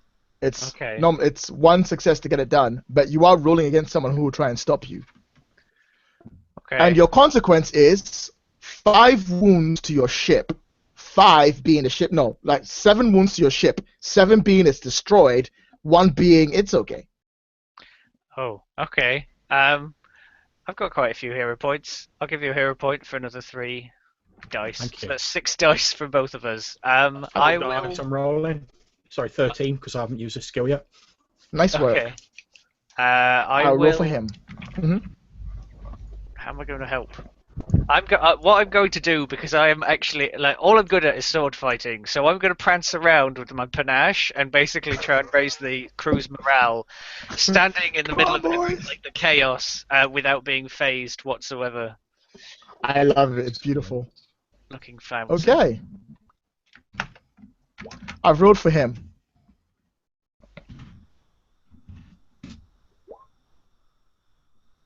Okay, let me just have a look at this because I've obviously got my lucky re-roll in a bit. Wow, no runs. Amazing. So I'm just working it out.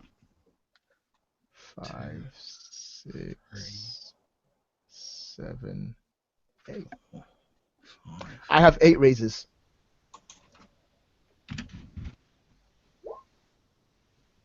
You forgot the slash R.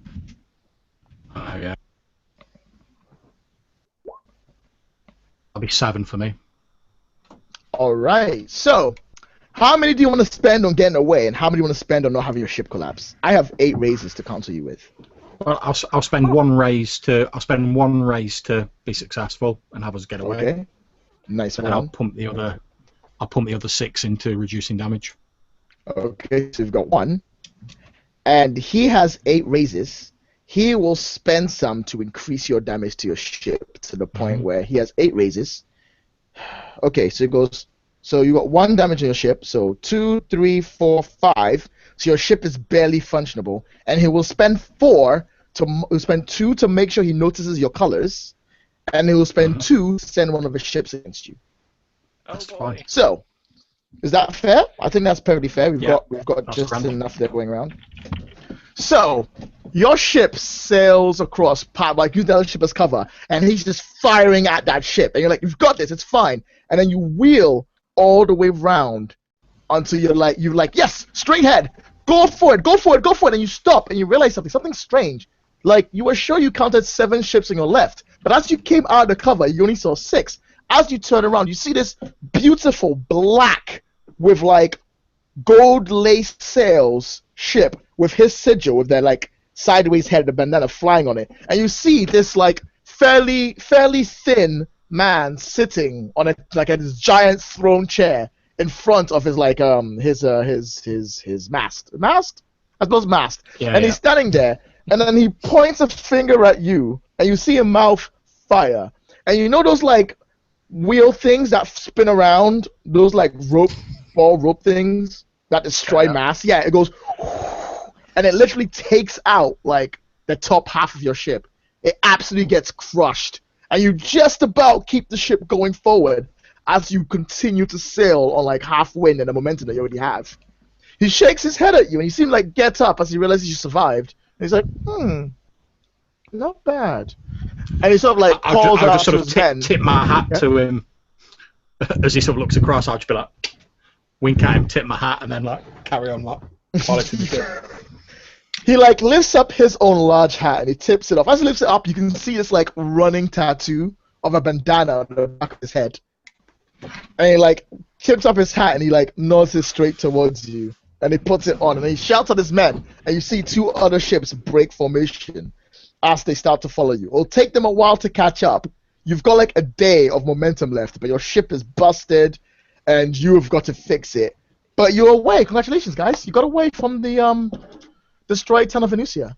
If I know any sort of like harbour or port nearby we can put into for like emergency repairs and my knowledge of the sea, that's where I'll be making for, given the damage we've taken. I think that's perfectly fair. 1 second, I got it.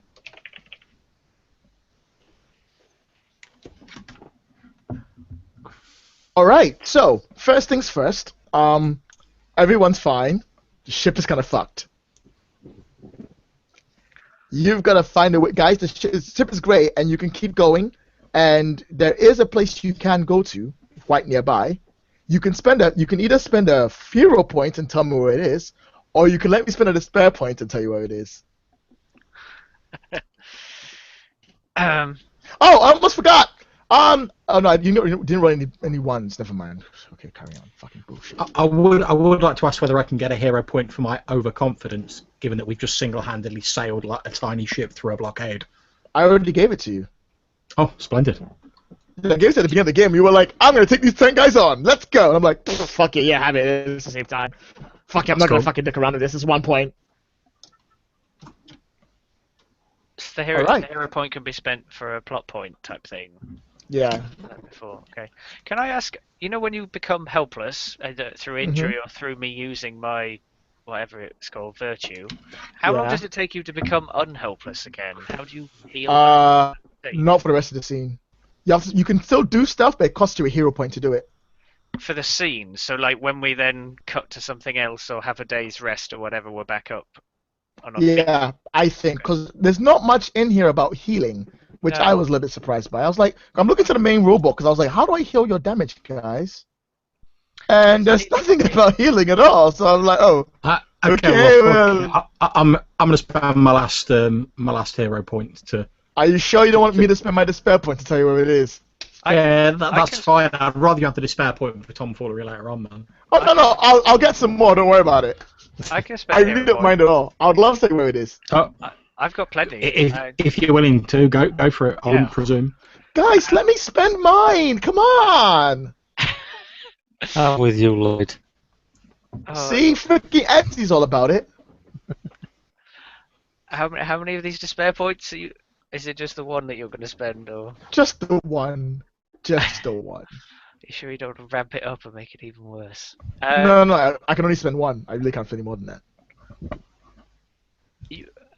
I don't know. Should we go with the despair? Make it interesting. It's up to you. It's up to you, Vespucci. I'm too busy like piloting the ship. Oh, I'm going to take the hero point just so we can. Oh, come on! Fine, tell me where you're going. So I don't know. Recognizing the area or poring over some sort of maps or something, I know a little place. A place I used to take my sister to, actually, where me and her used to go sailing. And it's like a little cove with like a little fishing village maybe, and probably like a small like shipwrights or something. But it's like not a big place, so it's not on many maps or something. It's like a local knowledge kind of place. Oh, I like it. I think I know the one you mean, Vespucci. All hands heave to! All right, you all start saying to Merdemart, which is the name of the place you're going, because I just named it. And I throw a dagger into the map where we're going, because that's how all pirates. You throw your left hand, man. Left hand. Left hand. Right in the ground. All right, it's a nice little quaint little village. If you get there, you'll be able to get repairs, but you only have a short period of time before you'd have to head off. And you need to know where the fuck you're going. But I think this is a good place for us to take a quick 5-minute break so I can put some rice on, and hopefully we can talk about the system a bit more. Is that fair? Yeah. Sweet. All right, 5-minute break, everybody. I'm going to take a quick go downstairs, put some rice on, and then we'll continue in the second half. I know you guys can't stay long, so I'm hoping to end in about 2 hours. Cool. Is 2 hours fair for you guys? Yep. That's good for me. Yep. Excellent. Okay, see you guys in a minute. I'll be right back. For my one viewer, we're taking a 5-minute break. I do apologize for this. Just someone keeping because I'm recording this. Like, say something, anything. Bye. That was you, Dan. Keep talking, Dan. I know you're still there. I'm the only one here. Fair enough. Yes, you are. Shut up. How do you feel about the system so far? I'm really enjoying it, actually. It's quite good fun. I know it's very different. That's why I wanted to run it today. By the way, you will keep losing me. There's an Okay.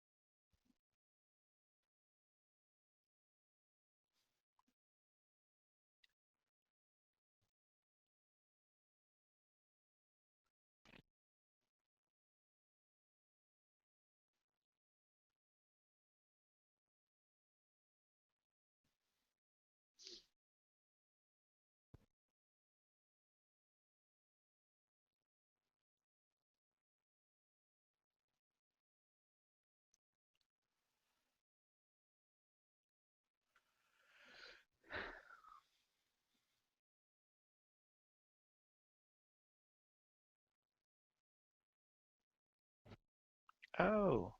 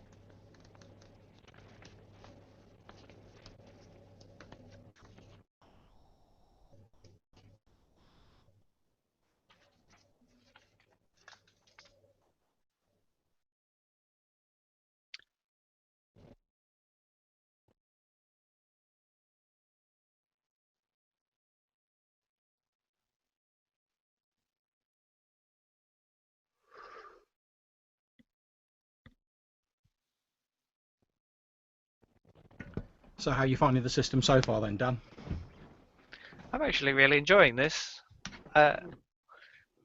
It's interesting. The dice rolling, the adding things up to 10 and stuff. Sometimes I know everyone wants to like make their own mark, so a lot of systems that like aren't D&D or something, they have to make really obscure, weird ways of rolling dice just to like make it their own, rather than just rolling a D20 and being done with it. But I like the emphasis on sort of action and drama and theatrics and stuff. I think it's cool. You get an element of choice that you've got however many raises you've got, and then you get to decide what you're going to use them on effectively. That's quite cool. It's a very cinematic experience. Yeah, I think it works well for the sort of obviously the sort of piratical flavour they're going for, but I don't know if it'd work well in sort of like all types of game. I mean, it suits this quite well because, like you say, it's quite sort of high action. I think that there's a few systems that do relatively similar things, either with sort of pirates or like with westerns and stuff, where there's not like everyone knows it, and everyone knows kind of that there's like a familiar style that they're all kind of cinematic and a bit scrappy. Like Firefly, for instance, it's the same. But like, yeah, it probably wouldn't work for like high epic fantasy adventures and stuff quite so well, anyway. Yeah.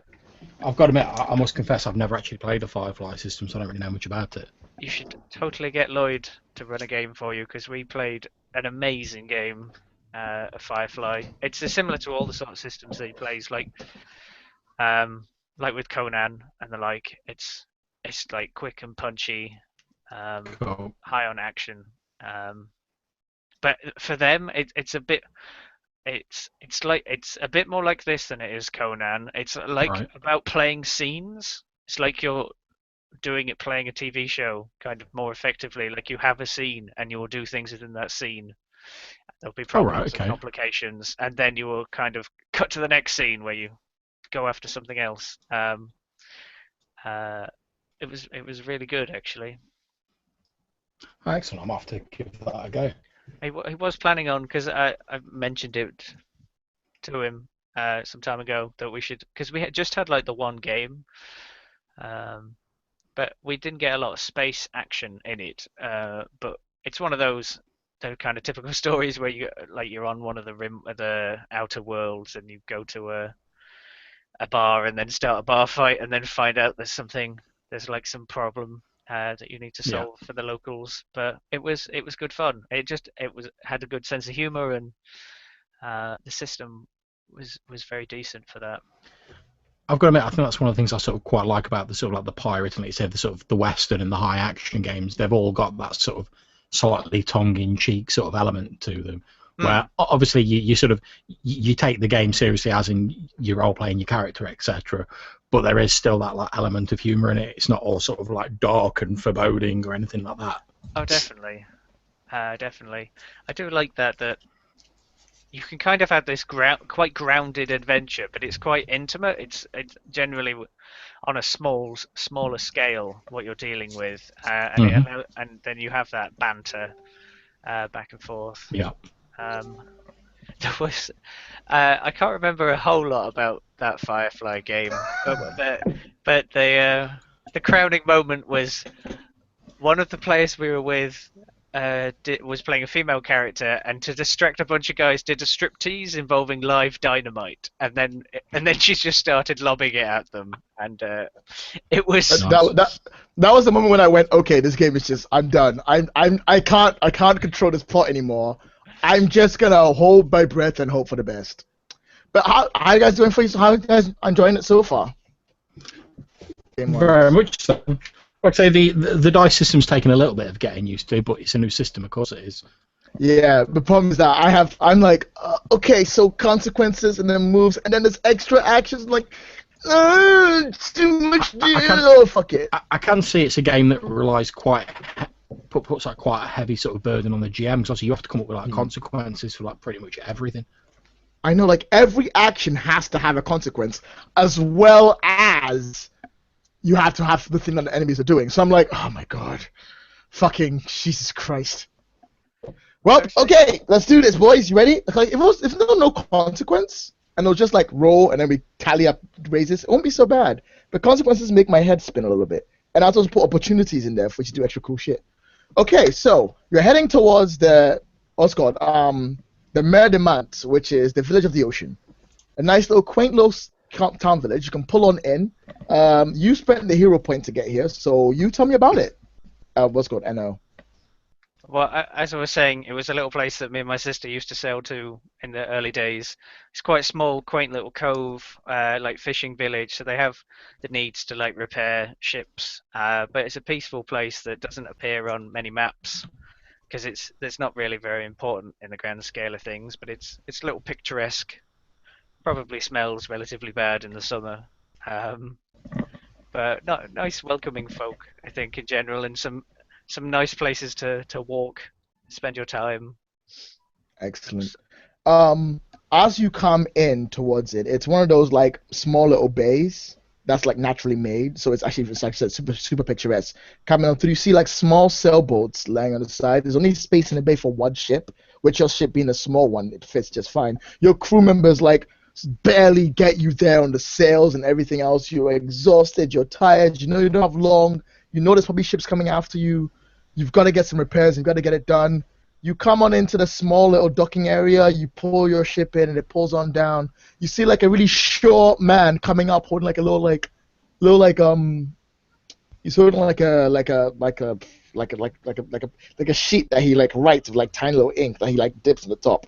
And he's like, hello? Hello, may I speak to the captain, please?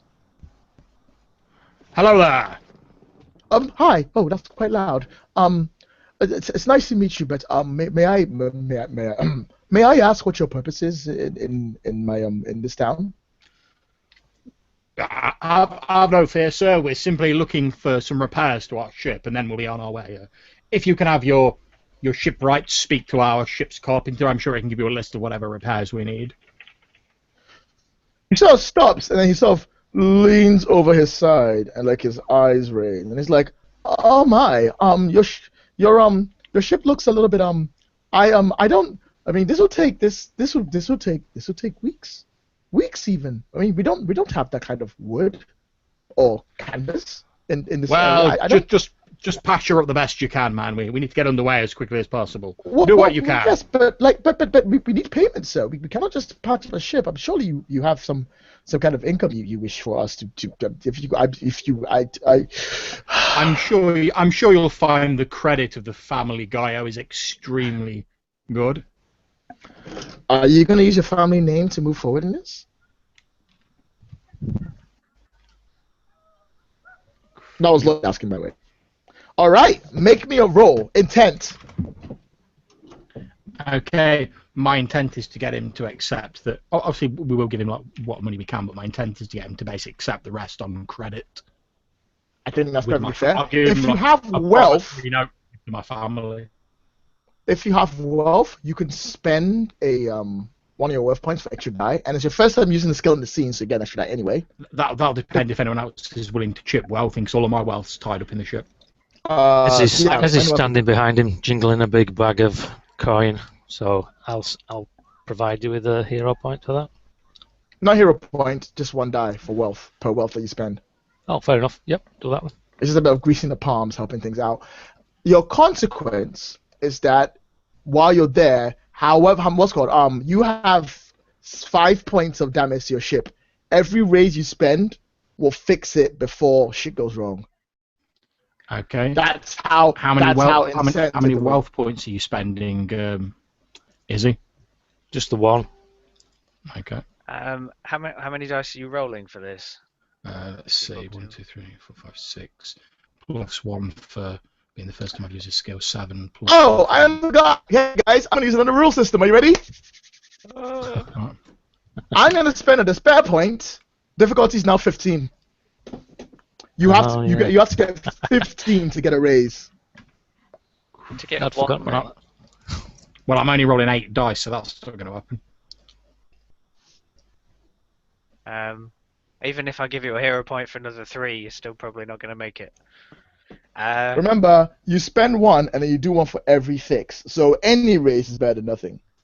Yeah, that's it. I mean, I can do the 8 and see how we get on. I mean, I've got my I'm quite lucky, so we're quite likely to get some successes. Could I? Though we haven't said this character's name yet, could I have met or known this character before? If I spend a plot point, I can like say, "Oh, such and such. I used to be here as a kid. You might remember me," and try and like pull some sort of friend discount kind of. I think you shouldn't have to spend a fortune point or hero point or fate point or whatever the fuck they're calling it these days because you've already spent it. I'm gonna lower the difficulty that you need to fix your ship from 5 to 3. Okay. You get 2 free fixes because he sees you like he's like, is that Enno? Oh my God, Enno, you were just saying hi when you've grown to a split. Like, what a spiffing young lad. Is that ones you've bought? Is that ones I see? I'm gonna re-roll and calm your stuff. Reroll. More ones, please. 1, 2. So that's 3 raises. Re-roll the 2 ones. That gives me another 10. Fuck. So 4 raises. Remember, raises are 15, not 10. Yeah. So 1, 2, 3. All right. So 3 raises. What are you spending it on? You've got 3 damage to your ship, and you've got 1. You got to spend 1 to get him to do what you want. So I'll spend 1 to get him to do what we want, and 2 to repair 2 damage to the ship. Stop! An opportunity comes up because I just realized that he's seen Enno. He goes, "If this is your ship, do you want me to? Enno, if you want, I could. Are you here to pick up your father's payload?" Yes. I Yes. can load it up. I can load it up on your ship if you mind. I mean, it's I've got the paperwork. All I have to do is just sign it. It was for the wedding, but I'm assuming you would like it. Swing by and deliver it for my dad. That's no problem. If you spend 1 of your raises on this opportunity, you will get a payload, and I'll tell you what it is after you choose. Do it.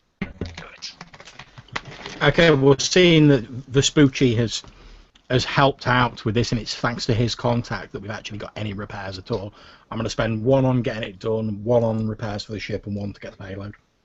Excellent. Your ship still has 2 wounds. It's still battered, but it's okay.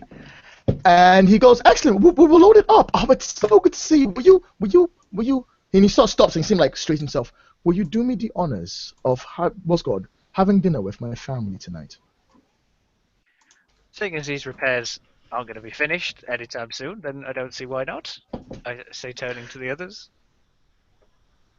All right. He beckons you all together, and he's like, "Come! I'll take you in. It's like, what's your place?" And he starts to walk you through.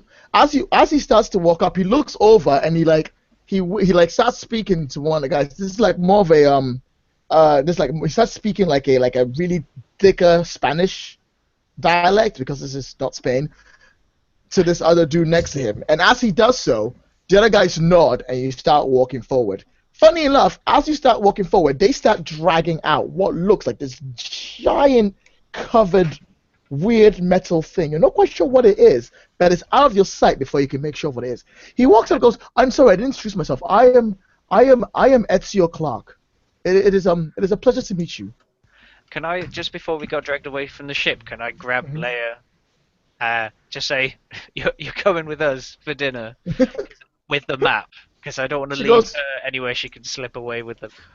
Fine, absolutely. Ennio, calm down. Then I'll turn to her and I'll say, would you do us the honour of joining us for an evening meal, lady?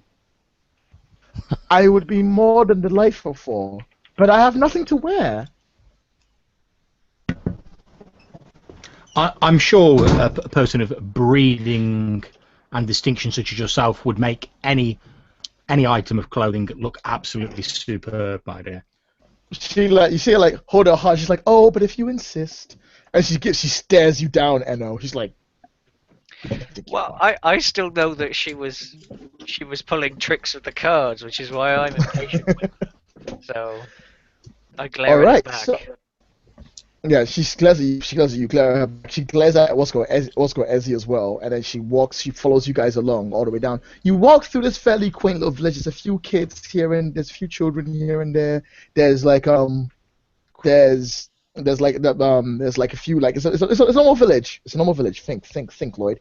Normal village. You've got a nice little mini town square. Children running around, like people working on the farms, doing their best. Lumber is being cut down. They've got like the shipping, loading things to like rebuild ships and stuff. It's not a thriving area. It's more like a pit stop for when ships need quick repairs. Since your father's been like running it, your father's like helped run this place for a while. It's been getting better and better. Since he put Ezra Clark in charge. The town house is just a little bit further up the hill, and it overlooks the cliff that looks right over the bay itself. It's beautiful. This nice little large town house with like this like mini farm in front that you see other guys working on it.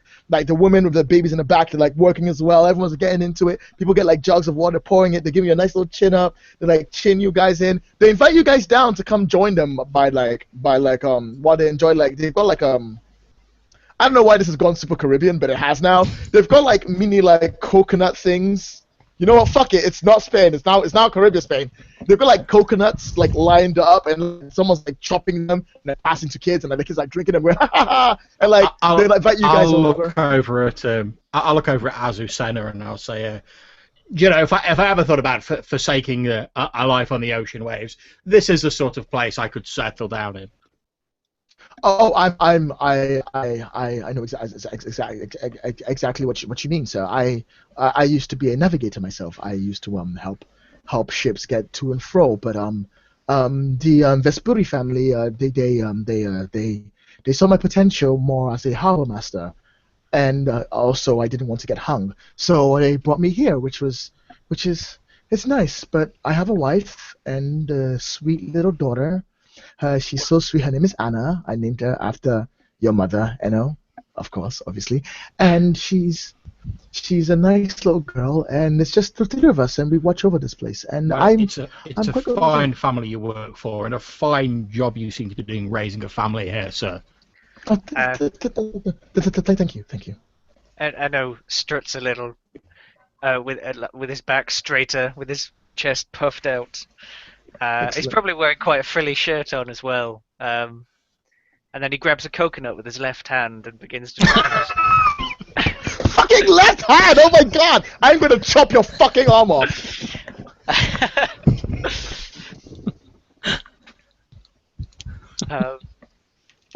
From what I remember, we're almost at your home by now. You have a nice place up on the hill, don't you? He's like, please go on in.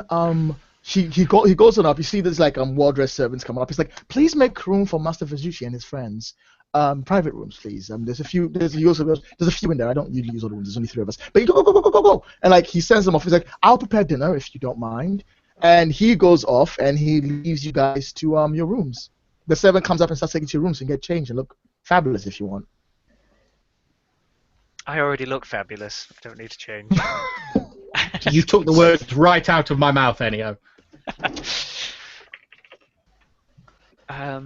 So, should we get a look at this map or something before dinner? She's like, one must not disturb a lady before the lady is ready, if you don't mind. I have places to be and things to do, and I will not be seen in this cannon-soaked dress at a party. I am about to get changed and goodbye. Wah! And then she walks off. Lady, Like that, we just will like that. We will await with bated breath your return to see whatever dazzling outfit you choose to wear. Ennio is You better! Ennio is standing behind Roberto, just rolling his eyes as hard as he can roll them. I'll just be stood there and I'll be like, oh, what a woman. Okay, let's sit down. Right, let's cut the scene to the nighttime, shall we? As you guys prepare yourself, once we're in, Ian, are you okay? You've been super quiet all game. I'm in character. Okay, sorry, my bad. I'll shut up now. Yeah, and Ezzy will be getting changed, but she'll be wearing men's clothes, not bloody dresses and flowery rubbish. Okay. There's a problem, you see, Ezzy, because as you go into your room to look it up, you turn around and there is a woman there. And she's like, oh, hello, I do apologize. Are you with the traveling troop? Yes, for my sins. Oh, I'm sorry. And then you see a little girl like come up from under the side. She's like, Mom, look how pretty I am. She's like, yes, dear, go. We've got guests. Shoo. And she comes up to you and like she like reaches up. She like comes up straight towards you. She gives this little bow and she's like, I am Alina, not Anya. Anna is the daughter. Alina is the mother. Alina Clark. It's a pleasure to meet you. This is my daughter Anna. And I prepared a whole bunch of dresses for tonight's dinner. It's right here for you. And he opens the curtains, like dresses all over the place. He's like, please feel free to pick whatever you want, and you can wear whatever you need. Are you using one of your despair points for this to get... You know what? Fuck it. Yeah. Fucking despair. Wear a dress, bitch. Okay then. If I must. Okay. It's not just any dress. I guess she does brush up nicely. So the we'll woman, see. as you're looking at the dresses, she looks you up and down, and she's like, my dear, would you? I spent the spare point, so would you like some help? Yes, please. I'm not used to getting in or out dresses. All right, boys. You being men, there's like normal clothes in there for you to wear, so no problem whatsoever. Ezzy, you are under pressure for the rest of the day to act ladylike. And anytime you do anything that's not ladylike, while you are wearing this dress, you have to spend an extra raise to make your intent approach work.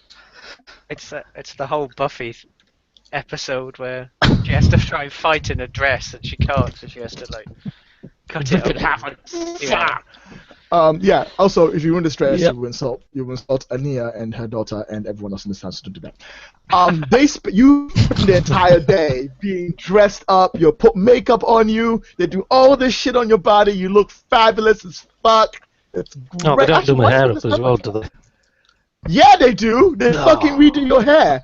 All right, so when you guys step out, I don't know why we have gone on this tangent for 15 minutes, but fuck it. I've already started. I'm not about to stop. Once you guys step out of the area and you can see the ship in the distance being worked on, like superly being worked on at the moment in the middle of the night, you step out to basically the entire townsfolk outside with tables laid out, because you spend a fortune, you spend a hero point for this. This has to be important. Tables laid out, the lights are turned on, there's like 10 little lanterns up, and the entire town is like, hey!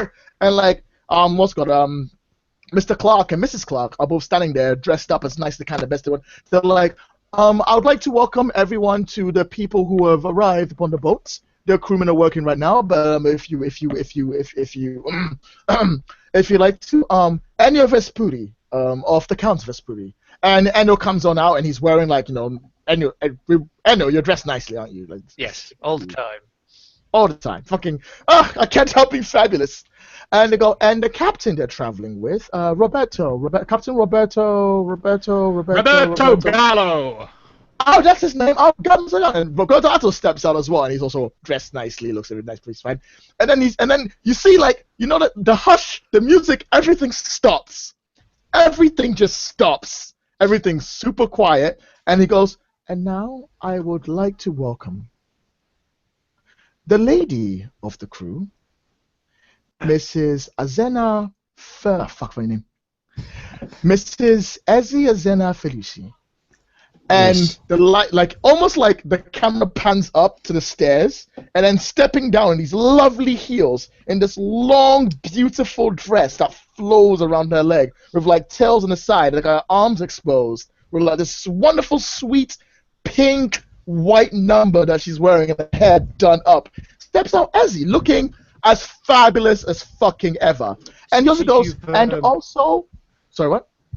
I was going to say, since you spent a despair on this, can I have been like stood slightly in front, and when she sachets out looking fabulously, I'll sort of turn around and say, oh, if you wouldn't mind excusing me, lady, we're waiting for our friend Izzy to come out of the back door. Yeah, fucking do it. I don't care. I love it. It's beautiful. Oh, I'm seeing the dress in Firefly, the pretty white pink dress. That's the one. That's what my head. I'm just like, this is some woman I've never seen before. Clearly not my shipmate. When's Izzy getting out? Excuse me, lady. We just wait for our friend Izzy to join I'll us. stare at him, and he'll recognise the stare then. It is Izzy. By the Shush. gods, what have they done to you? Quiet. You For once. The entire area is just like gobsmacked in shock. Like, you wash up nice, don't you? Carry on. the worst part about all of this, as I just been in despair, is that as Leah steps out, I was like, hello everyone, I've arrived. No one is paying attention to her whatsoever. She just steps I'll out, she's pay like, some attention to her.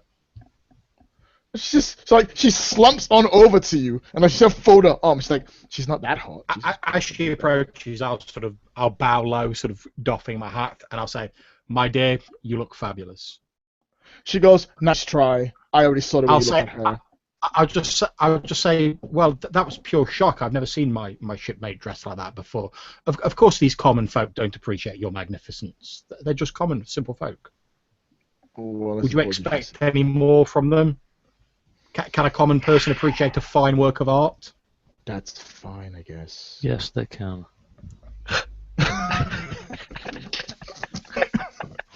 All right, so the dinner festivities kick in. There's like music and there's dancing and it's all lovely and there's a beautiful high table where everyone eats together and you're all sitting down. This wonderful, well laid out meal is directly in front of you. Everything looks so good. Caribbean Spain, so good. Why, Lloyd? Why? I don't know. It's like paella, And- but it's in coconuts. Yeah! What the hell am I doing? Every food looks at me. Everyone's so happy to see you guys. Everything's nice. Living Now it up. here's the problem. There's no perception check in this game.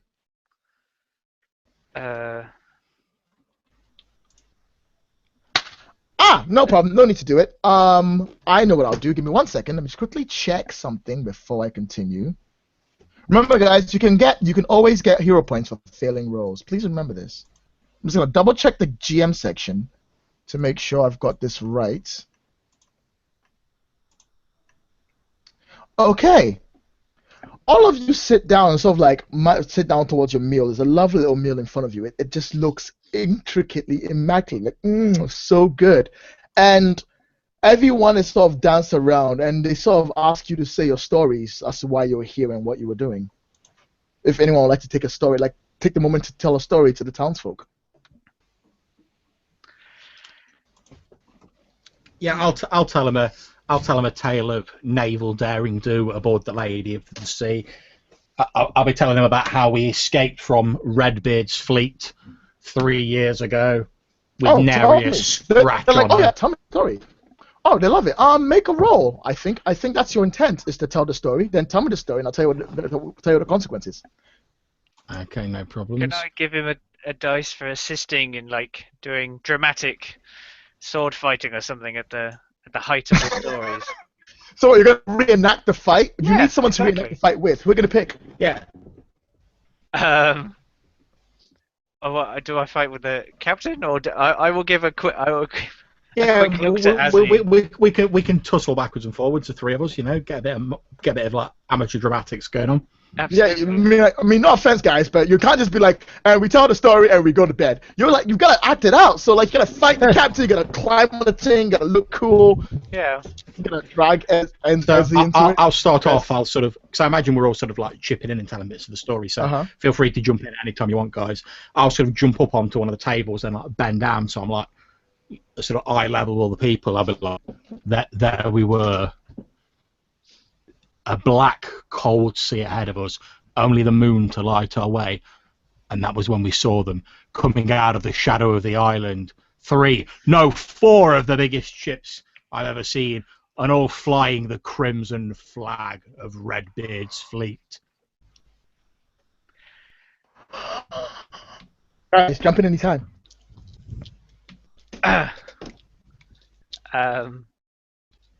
So I pull a chair and then sort of leap onto it as if like with one on the base and then one onto the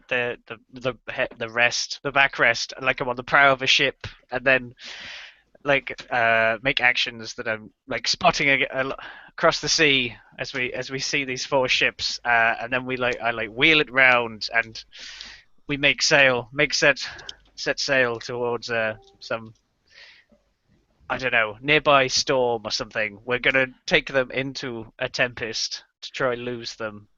I'll sort of, I'll pick up on that.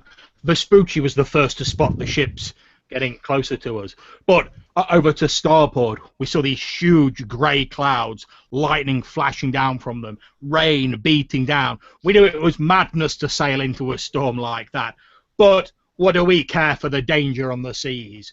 We knew we had only one chance, so I steered the vessel into the eye of the storm, daring Redbeard's fleet to follow us. Everyone turns their head towards Ezzy. Well, especially because in that part of the story, right? You've done one, he's done one, so what's Ezzy doing? She goes, I wasn't there, and she dabs her. Carry on, boys. You see the look of pure disappointment. Everyone goes, "Oh." I was embroidering my initials onto a handkerchief. Okay. If there's like a big sort of like barrel of like water or something like nearby, you know, for like drinking from, etc., I'm just going to turn around and sort of like kick that a bit so it sort of splashes over the edge and like water sprays over everyone. We dove into the storm. The waves rising 100 feet into the air, lashing down on the ship. We lost 1 mast, we lost 2 masts, but we kept going, the crew at their stations. And as we saw their ships coming in, they were big, bulky, ponderous ships. And as they came in, they fared far worse in the storm than we did. Almost as if God themselves favoured us, the lightning crashing down onto their ships. As we drove through that storm, we sailed it for all it was worth. All right, let's have the roll, guys. I think this is I'm listening how to reply back to you. Go for it. I would say make the roll. You get bonus. What's called 1 bonus die for the story, 1 bonus die for the new skill, 2 bonus die from Dan's impression, and as much as I hate to say it, you get 1 bonus die for Eddie going, I wasn't there. Because I think that was so good, I can't really complain about that. 9 dice I'll be rolling. 9 dice. You want 1 success to make the thing. The consequence is that these people will, the consequence is that you have to be careful not to get too carried away, because they will not stop talking about the story for the rest of the day, and they'll just keep bugging you, and you keep missing things out. So that's the consequence. 3 raises. There is an opportunity that costs 2 raises. That's available to you. I've actually re-rolled the 2, which will take it to 4 raises. All right. So what do you want to spend on? You got 1 succeed, 3 for the consequence, and 2 opportunity. Okay, so I'll spend 1 to succeed, obviously, and then what am I potentially spending the others for? You've got 3 consequences, which is that they'll just keep bugging you, and you keep missing out the story and messing it up until they finally don't believe you anymore. Sort of like. Okay, so I need to spend 2. I need to spend 2 for the bonus. Is that correct? You can spend 1 for the bonus, which is a partial bonus, if you want. Okay, well, what I'll do is So I've got 3 left. Was it? Yeah. 1, 2, 3, Yeah. 4. Okay. So I'll spend 2 for the bonus, and I'll spend 1 to avoid the consequences, since we're not planning on staying around here that long anyway. You'd be surprised. All right, so with 2, they're like, "Why?" As the kids are like, "Oh my God, look at me! I'm Captain Roberto!" Ha ha ha! And they start running around. Everyone's eating their paella from the coconuts. Fucking hell, Lloyd. Everyone's eating their paella from the coconuts. Things are going great. You feel fantastic. You turn towards the sea. You look dramatic, and then you stop, and you realize something. For a slight second, you notice that the ship that you're on, the ship that you came in on, there's no action going on there. There's no lights. There's no people trying to work on it. Nothing. It's just gone silent.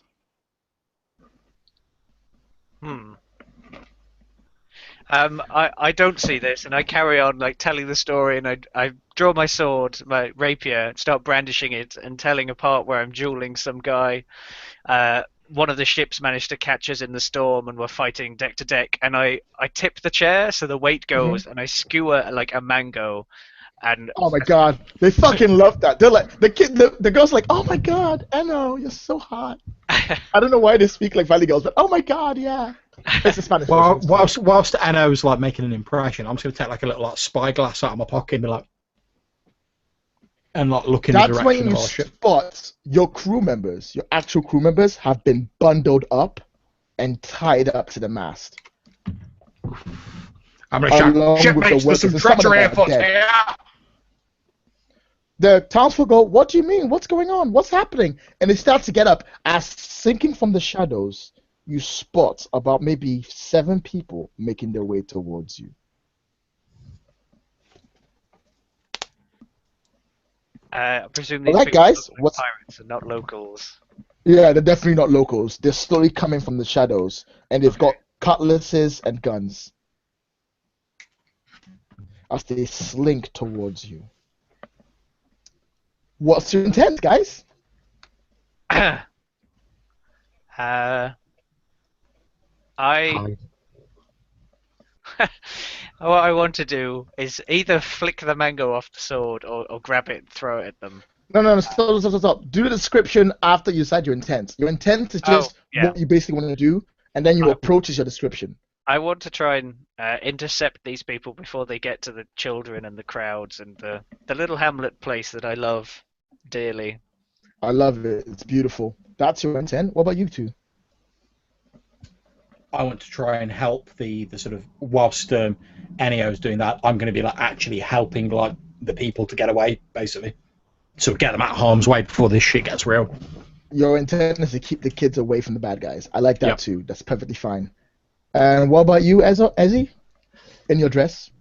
Ezzy, in her dress, puts her hand to her mouth, pretends to be one of the villagers and scuttles away into the shadows. Oh no! Don't mind me, I'm innocent. I love it, it's beautiful. And it's late, like, so no pressure on you. Alright, so, everyone roll your dice, and then you can do your approaching your turn. These are brutes, so they don't get to roll. They're just a base, I remember 5, right? They're base difficulty. No, there's 5 there, 5 there. Base 10 for them, but I'll explain how that works afterwards. There's 10 of them, there's 3 of you. Roll your dice. If I just make a sword attack, but I fluff it by using the mango on one of them that I knock out. I love it. Remember, it's your first action to attack, so make sure you run extra die. I've got 2 razors. 2 razors, nice. 6, 7, 8, 9, 10. I think it's 10 dice. Damn. You are really good at sword. I'm very good at sword. Nothing else but sword. Roll. And I re-roll that 1, so you can't steal it from me. Oh, fuck off, guys! Come on! I can re-roll another dice. You can have the 1 if you want. Yay! Thank you. You have a hero point. Thank you. I'll re-roll the 2 instead. By the way, when you spend your hero points, I can't take it off you because the game won't let me. So you have to spend them yourself. You have to remove your character. I've been keeping count on a Thanks. document. So let me just re-roll that 2. Oh, I got 10. Nice. I hate you. All right. So who has the highest amount of raises? I have many. 4. I think I have 5, possibly more. Jesus Christ. 1, Right, your 3, consequence is 4, only 2 wounds again from fighting in this area 5, with the dust 6. and everything coming up. I have 6. If you didn't get a dramatic wound last time, guys, I'm gonna rule that sleeping and getting some rest here heals your wounds. So you're back to fresh start. Fair? After this? Or... No, before this. Okay, so you have no wounds, you're starting fresh. Okay. I didn't think we'd slept, but... No, I thought it'd be fair because you've had like a day of traveling and then Yeah. getting in. Okay. So I was like, yeah, I'll say you won't. There's no healing descriptor on the damn thing. I can't find it yet, so I thought it'd be fair and do that. Sure. I don't give a fuck. I'm That's still gonna cool. kill you anyway. Right, so that's your intent. Yours is to beat them up. So you're gonna hit one of the mango. Now, for every raise you spend on the dudes, you take one out. So feel free to describe how you do it. For as many as you want. I think I have 6. So... Jesus fucking Christ. I succeed for 1, and then I take one. out like an entire 5 guys, I guess, unless I need to defend. No, you succeed for 1 and take 1 guy out, so you can take out 6 guys if you want. Yes, why not? I'll succeed. So my success is I flicking my sword and a mango hits one of them in the face, and then I leap past the crowd and then just start going to work, slashing. No. You can't. I'm sorry. You just rolled 6 successes to kill 6 people. You're not gonna get away with I go to work. Okay. I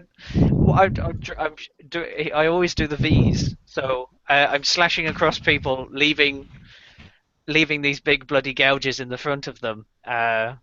As I dive between them with my rapier, dodging and cutting at their chests. Love it. And when you're done, there's 6 people knocked out in front of you. Nice. Yep.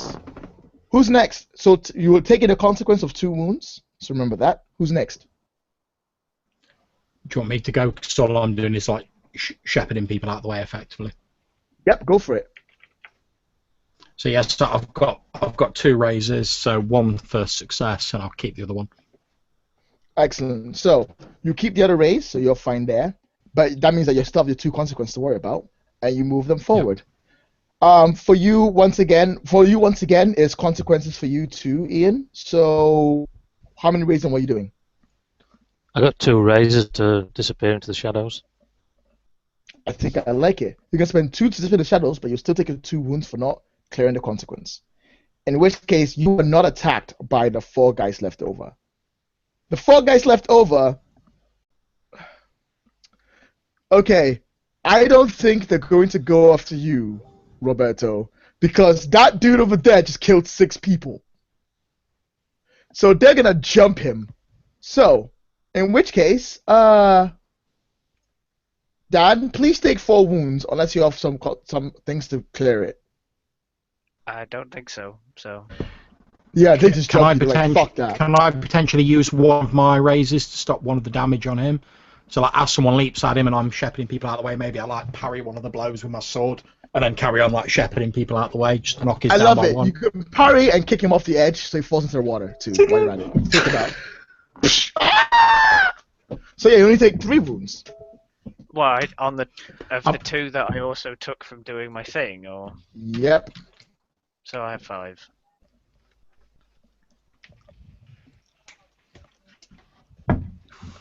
And after I parry that, I'll be like, "You didn't see that, children. Now come along." Okay, Captain. And they're fine. All right. There's only 2 guys left at the end of the round. There's 2 guys. There's 3 guys left. You are really good of your sword. They're gonna fucking run. Their intent is to fucking bolt. That's their intent. What's your intent, boys? I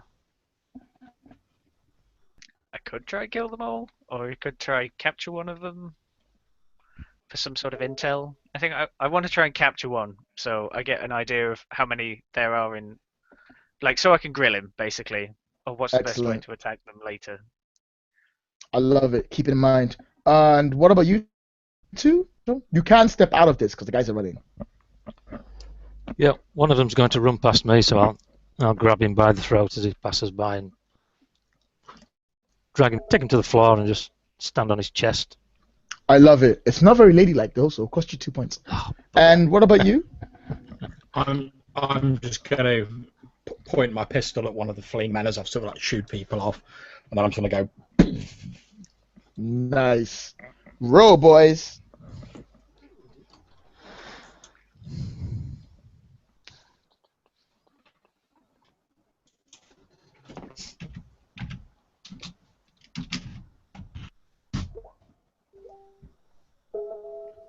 God, my computer will not shut up. Shut up. Oh, Oh, here it is, 6. Right, cool. Oh, amazing! Reroll the 1 and got a 10. Lovely jubbly. 1, 2, 3. Success. Okay, can I just say rerolls are bullshit? I hate them all, and fuck you guys. Three that fair? raises, man. Is that fair? Okay, good. I'm glad we got that down. It's fair, man, but it's still 3 raises. Fuck. Alright, so 3 raises goes first. What about you 2 guys? I have 3 as well. Alright, with 3, you can capture him and no penalty. So he's trying to run away. You see him going. You just like fucking, I know. Fuck it. You grab a stool and you throw it under his feet, and he trips up. And as he lands on the ground, you like grab another stool. You land it like you sit it like over his shoulders, and then you sit on it like. Okay. Up. And for you, as Ian. that happens, Sorry, go ahead. No, you first. Go. I was just going to say, as that happens, just a loud gunshot rings out. One of the fleeing men drops down to the floor, and as people turn around, I'm just stood there with a coconut, like sipping out of it, holding the pistol out. Life is good. And finally, Ian. Yeah, clothesline the other guy as he runs past. It's like you're like, oh, I'm a lady. All right, guys, combat's over. You took care of those guys with no problem whatsoever. Next time will be much harder. All right, so go. I only took 5 wounds. No problem. No problem. There's only 5 wounds. You're fine. You can take it. You know, like you could do with a drink, Vespucci. I would say, passing the coconut over. While I'm sitting like on top of this guy, I just drink coconut. And just Coconut look down wine. at him. It's great. Life is good, my friend. Spanish Life is Caribbean. good. Not for this guy, it isn't. He's like, can we talk about this?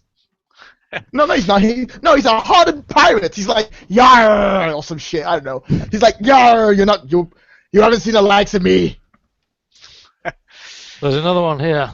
I'll say, trying to kick him up the arse into the square, but this dress is a bit too restrictive, so it goes when I try and kick him. You hear everyone, like the women as they're running away, go.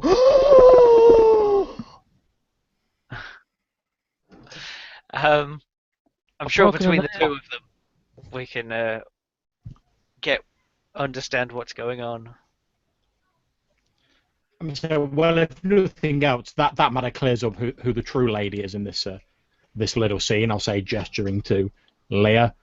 And she's like, you're absolutely right. I wouldn't possibly lift my hand against these people. What a shame. What a poor shame. See, there you go. I'm thinking I've done both of them a favour, because Izzy doesn't want to be known as a woman, and Leah obviously wants to be the most beautiful one here. Double threat. You're like playing both games. It's beautiful. Also, the guys sit there and they're like, you might think you have us, but Redbeard will stop you. Redbeard. I finish the coconut, then I just like drop it on his face. So just like you just take him out. Which hand did you use? Probably the left. Probably. Yeah. I am so gonna fucking take away that left hand. I love the thought of like when I threw the coconut to you, just like your left hand just went, like whooped it out of the air. All right, so you knock him out. The other guy's there. You know who's after you, and the other guy's like, "Okay, don't hit me with coconut. I'll tell you everything." Excellent.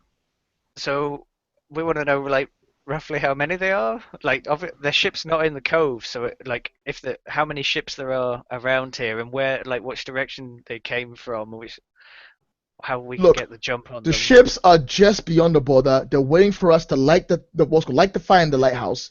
That way we can confirm that you're here. We've already taken your ship. They have this place surrounded. Just surrender, and everything will be fine. Redbeard won't kill you. He just wants his map. Huh. Well, I'll try and feign looking confused. I'll be like, I'll try and look confused, and I'll be like, map. And he goes, the map that you have. He says, pointing to as Eno. And then pointing to Leah as well, like, you two have. I don't have a map. I have this, and I hold up the doubloon with the mark on of that guy that sieged the place, Avery something, Juan Avery Vassia. And then he goes, well, somebody better tell Redbeard. I think I should go back and tell Redbeard. What, that he attacked he attacked one of Juan's men? Yeah, the most feared definitely that. Yeah, one of the most feared pirates on the sea. Definitely that. 100%. I should go tell him. I should definitely go back and tell him that. I think you should stay right where you are. Ah, crap. Just tell him for coconut, okay? I'm afraid of Caribbean coconuts in Spain. I grab a coconut and I pour some of the milk into his eyes. Oh, why would you do that? Oh, why would you do this? Why would you do this? This isn't even torture, it's just humiliation.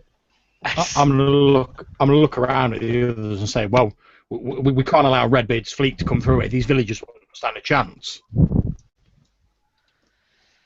They can only get one ship in at a time.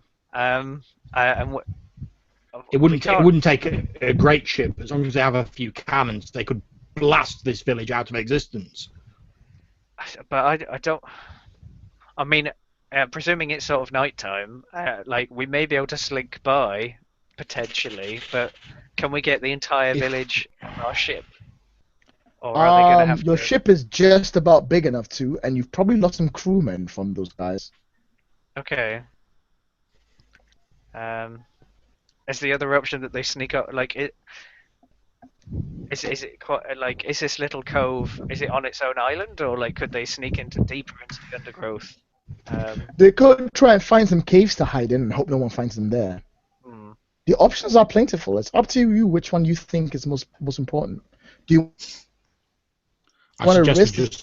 I suggest you just lay it all out for the townsfolk, shipmates. It's their decision after all. We can take them if they'll come, but if they wish to hide, they can hide. I've got a plan. Yes, I'm all ears. The guy's like, me too. It may involve, well, it will, shall I say, involve the destruction of your Lady of the Sea. I was thinking of mayhap. Pale and I'll be like a bit of sweat on my face. Like. However, you may gain a bigger and better one. It's an audacious plan whereby we use your current vessel as a fire ship, burn the one of the others, and then capture the other one. And audacious and daring, you say? I like it. Yes. How about the Lady of the Sea 2?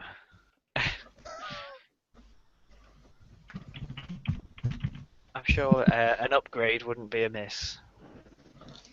I like that plan. We use your ship to destroy one of the others, and we take the other one. Capture the other one in a stealthy seaward attack. It's an excellent plan, and no mistake. Does this guy confirm that there were two ships that have come together?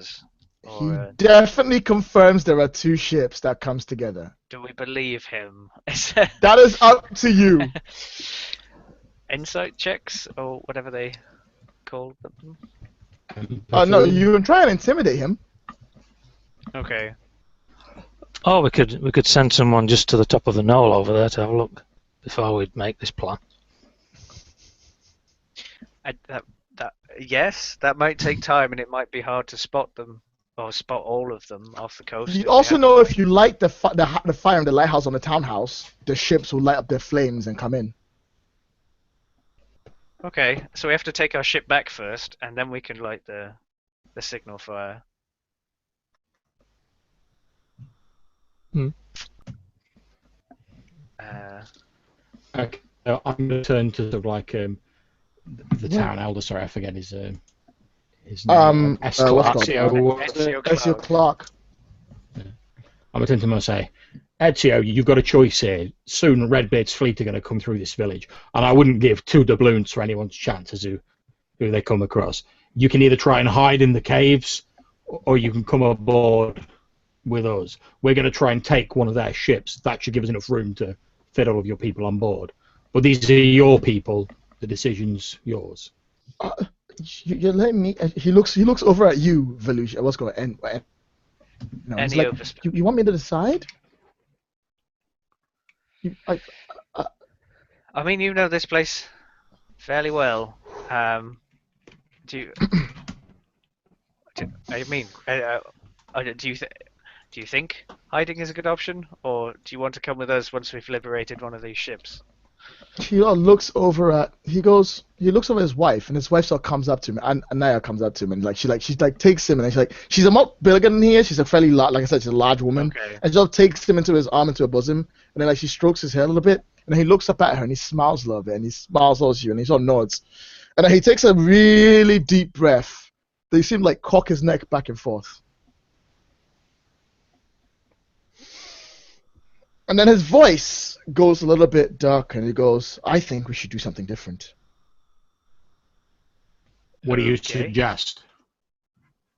I think we should take all 3 ships.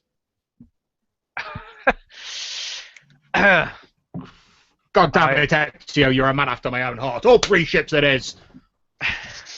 And he smiles and he goes, I believe we have something prepared just for that. And he looks over at your ship and he goes, first thing we do, we take that ship has your father's payload on it. Your father's payload might change the plan. We use your father's payload to take the 2nd ship. While that's happening, we take the 3rd ship. Then we have 3 ships.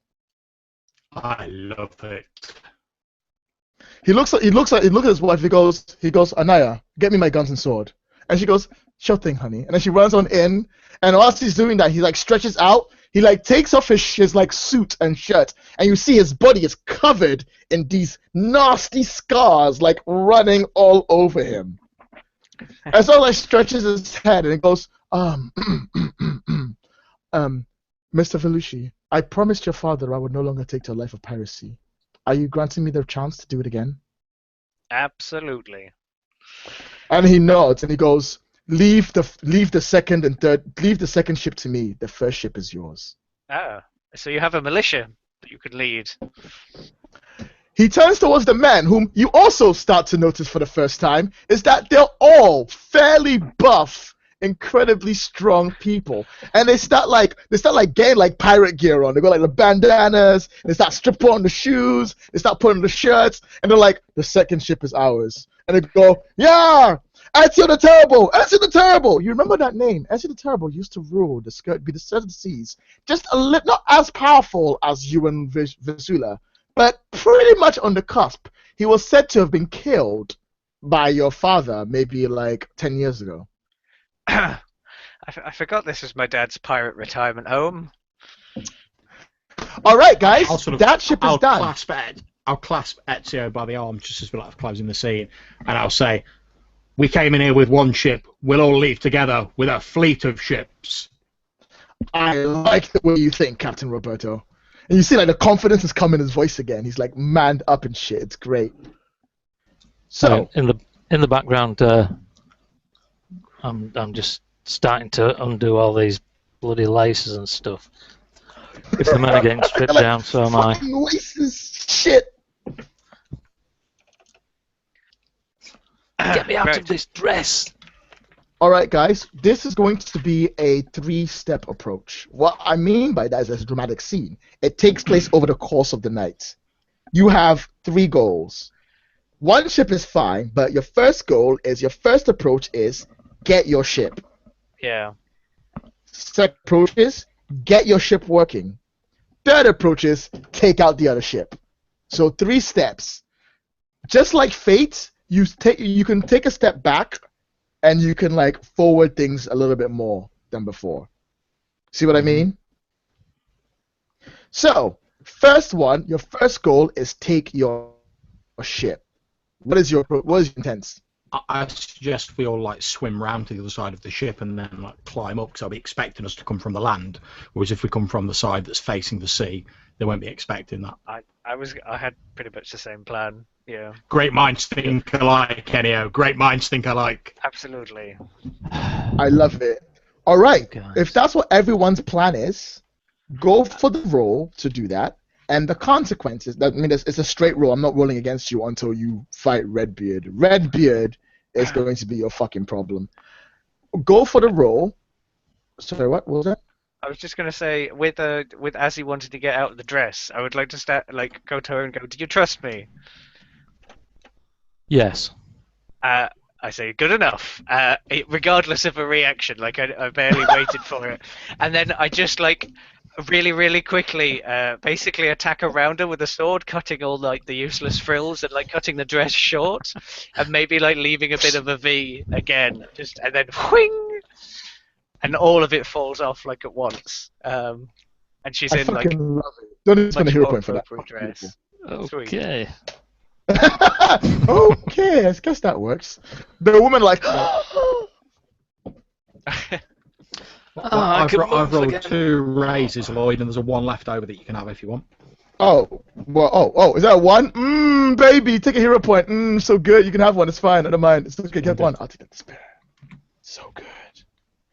All right, so okay, guys. So consequences are can't damage your ship. You need to spend 2 for the battle on your ship, not to damage your ship any further. And that's 2 wounds to the ship, which already has 1 wound, and it can take 10 before it gets taken out. Because I think that's fair. So is that 2 between us, or? No, 2 each. Okay. Each of you will take 1 part of the ship. So you can describe taking the front, you can describe taking the mast, you can describe taking the insides, and that'll protect 1 part of the ship for you. Okay. So. Okay. So, sorry, go ahead, guys. So are we each making separate rolls for different parts of the ship? Yep. I don't know how we deal with it. Okay. I mean, I would like to do sword fighting. Okay, I'll give you sword fighting, but you don't get panache. Because you're having to be stealthy, so you get finesse. Oh, Jesus.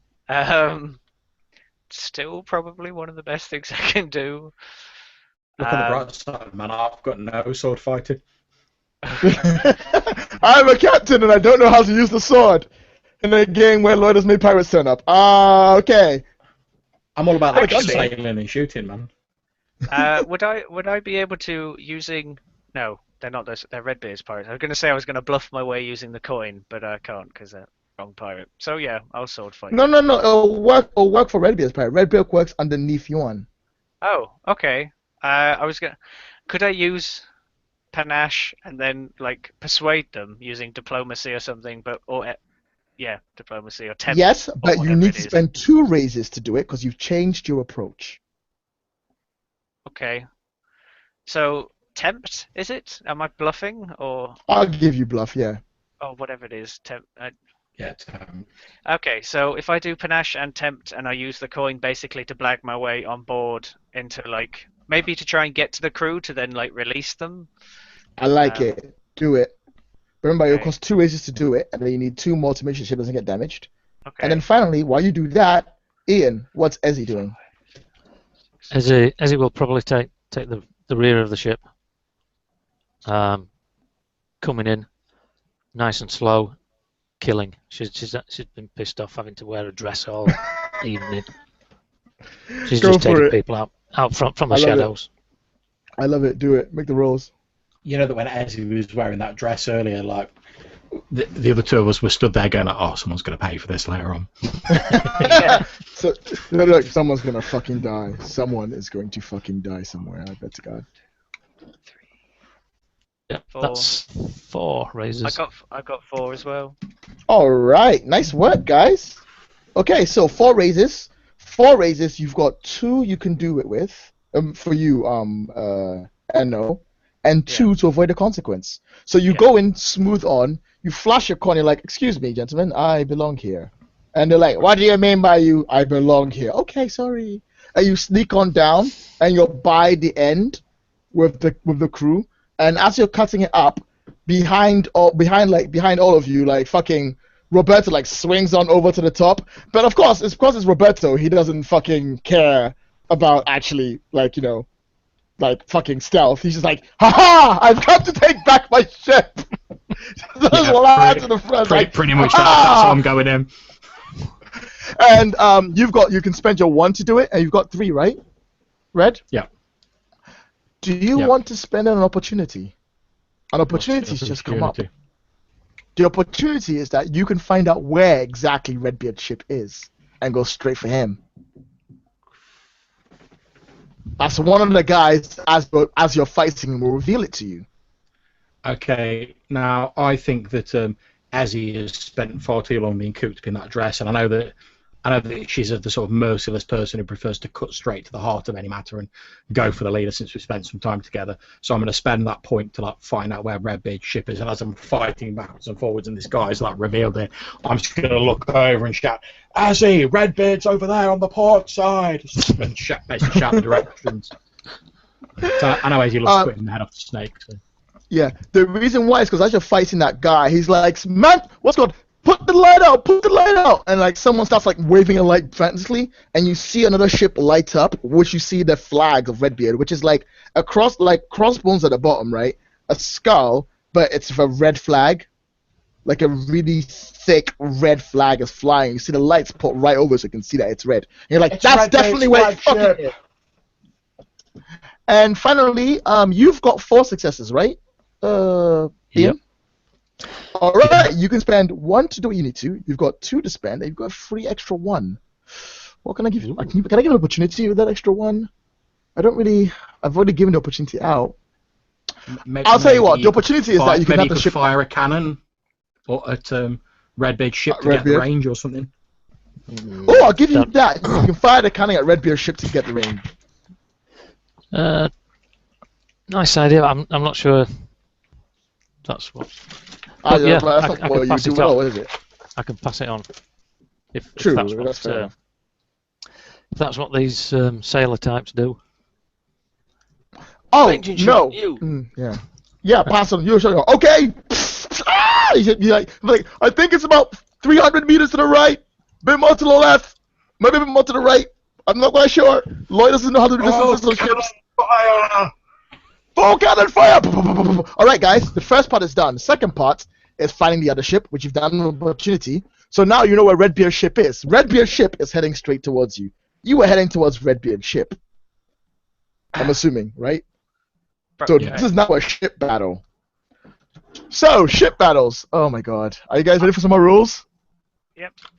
I'm heading for the cargo, because I want to use See what the payload is? Yeah, see what it is, because we're meant to use Alright, it. so because it's there, you go up to the payload and you pull off this thing, and you've got, basically at the front of the gun, you've got a giant cannon, like a fucking huge cannon, like literally it's like that wide, that big, laced with gold all around it, and it sits at the front of your cabin. What's the front part of the ship called? The stern. The fore. Yeah, what he said. It sits there. I am really good at ships. It sits right there. There's like the payload you use to load it are these like fucking strange looking golden stones. They're like that big, and you can see there's 3 of them laid out for you, and they're glowing. They're fucking huge. So the cannon is already on the prow of the ship. We don't have to get it out of the hold. Okay, and it has no. It's literally on the prow. They literally it was an opportunity. It's your dad's fucking new fire cannon. It's great. Giant, huge bullets. Yeah, giant bullets, but it's only 3. Okay. Remember though, if we do too much damage to that ship, we aren't going to be able to capture it. Exactly. Do remember that. Although that ship's bigger and has more people and we'll a lot more guns. Maybe we'll blow the other one up. Who knows? Okay, so guys, I would test the metal of anyone on board this ship against anyone over there. Very well. He doesn't have a problem with that. All right, boys, are you ready? Sure. Go for it. Now I have got to figure out. Okay, so are you ready for this? Okay, so just like a normal action sequence, players can describe their approach for the round. For if you're not familiar, this is a few things you can do. You can fire the cannons. You can man the sails, aka you can like give people to like put a ship in and out of people's ranges. You can repair the ship desperately while you're down there. You can dock to the ship, aka helping people out, or you can boarding party, which is also available to you if you move the ship closer. Those are the things you can do. Boarding party for me. All right, so you're gonna need someone to get the ship closer. So someone needs to man the sails.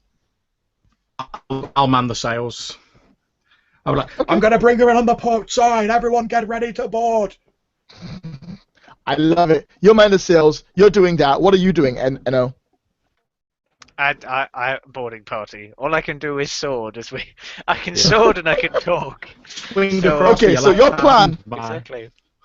So your plan is to steer the ship close enough amongst all the cannon fire, so the rest of the guys will be like, "Fuck it!" And jump on. Let's face it, it doesn't matter if our ship gets wrecked because we're not planning on staying on it.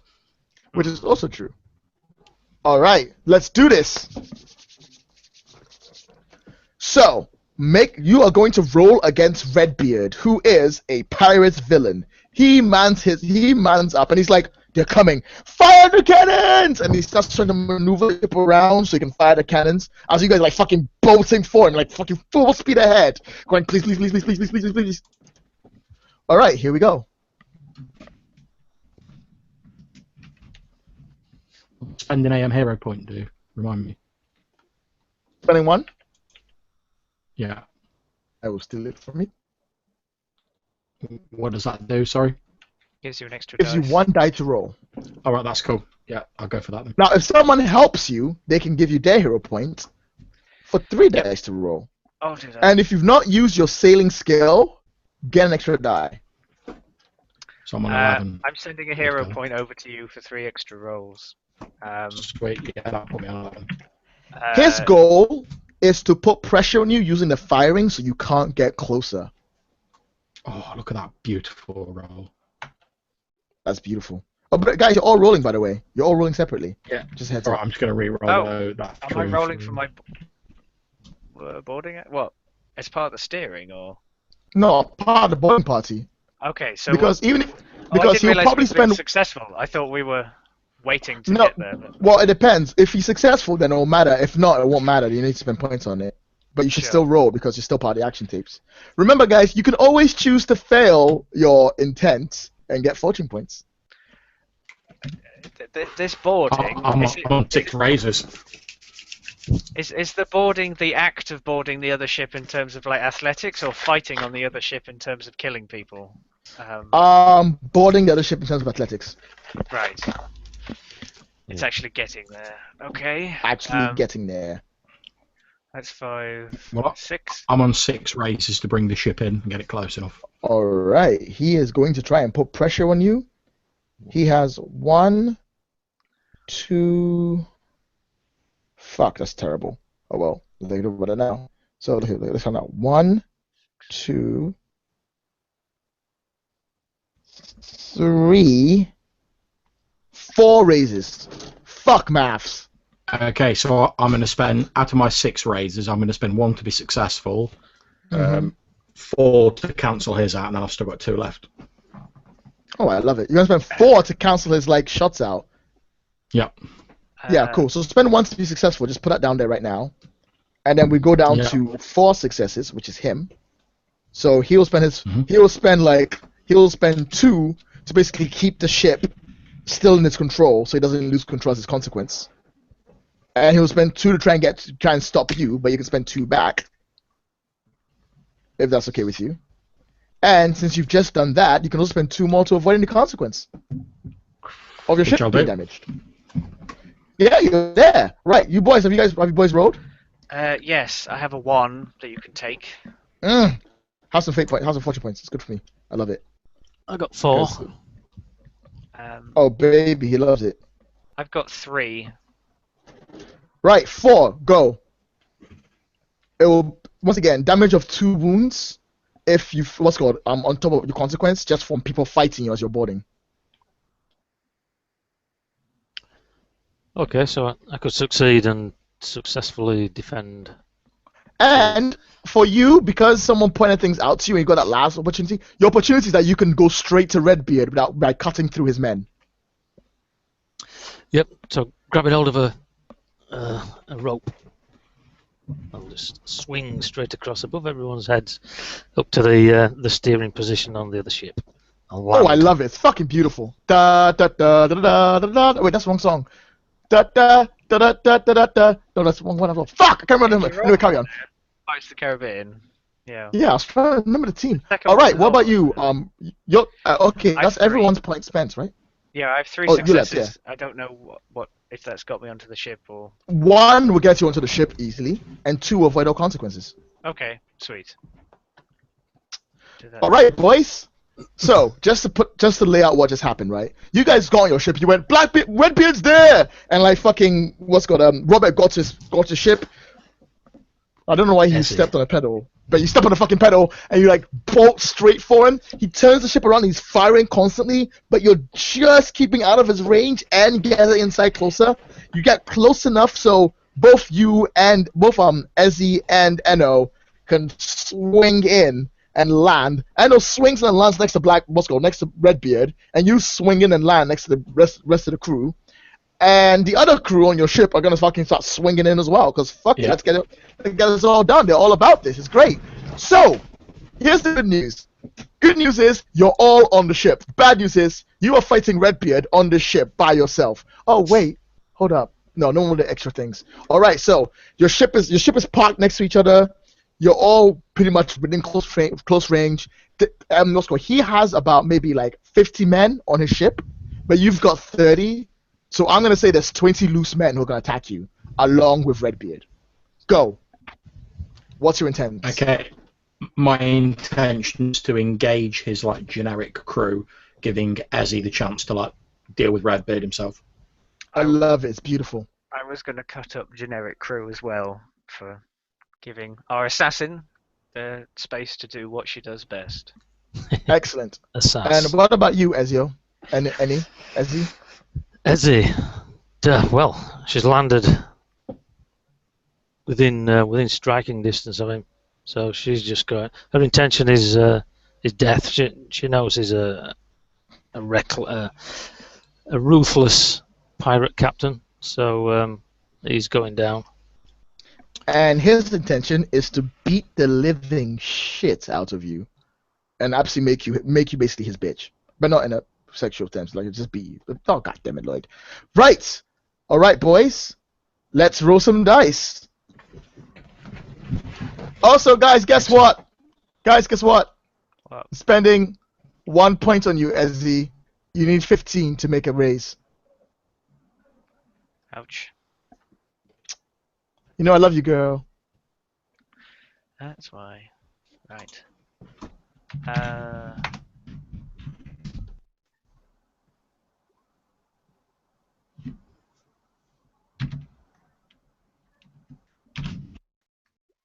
You'll be fine. You can take it. Look how badly I rolled. Fucking hell. Wow. I didn't do too well either. I know, 3 right? raises for The me. amount of dice that I've got. One. Okay. Pull this up. 1, 2, fucking hell. 3, 4, 5 raises for me. 3 for me. Nice. I have a lot of dice to count. I think I have 5 or 6, depending on how I add this up. Let me.